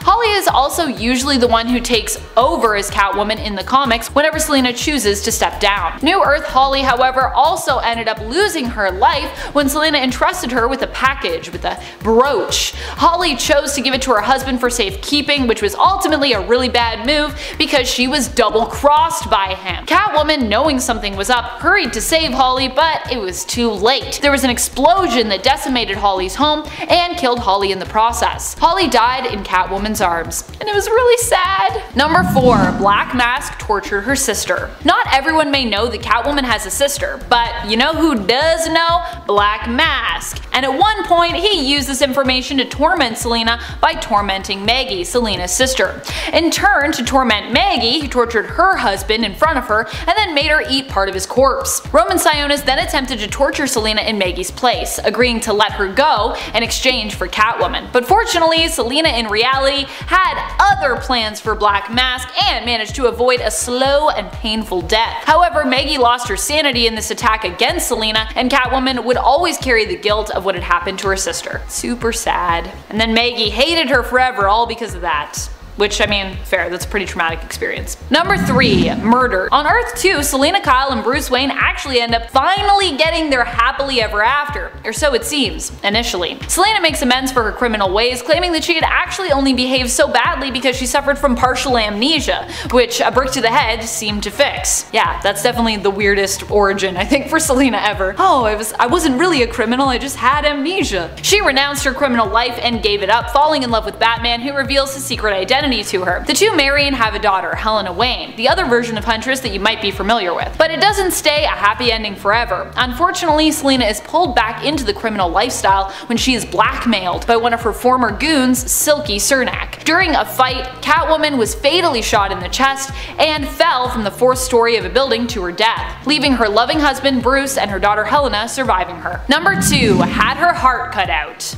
This is also just such a strange story, but here we go. While Catwoman may be able to take Talia al Ghul on in a fight one-on-one, apparently she was no match for Batman villain Hush. Her fight with Hush ended with her being stabbed in the stomach and then rushed to a hospital where Hush had Catwoman's heart removed. He kept Selina on life support though, so she wasn't dead, and when Batman found out, he rushed to find Hush and recapture Selina's heart. He rushed to find Hush. That's a thing I said. This is one of those stories that is so insane, it could only take place in a comic book, especially when Mr. Freeze gets involved. Number 1. The 2004 Catwoman movie. One of the worst things to happen to Selina Kyle by far has got to be the early 2000s Catwoman film, which was extremely loosely based on the character from DC Comics.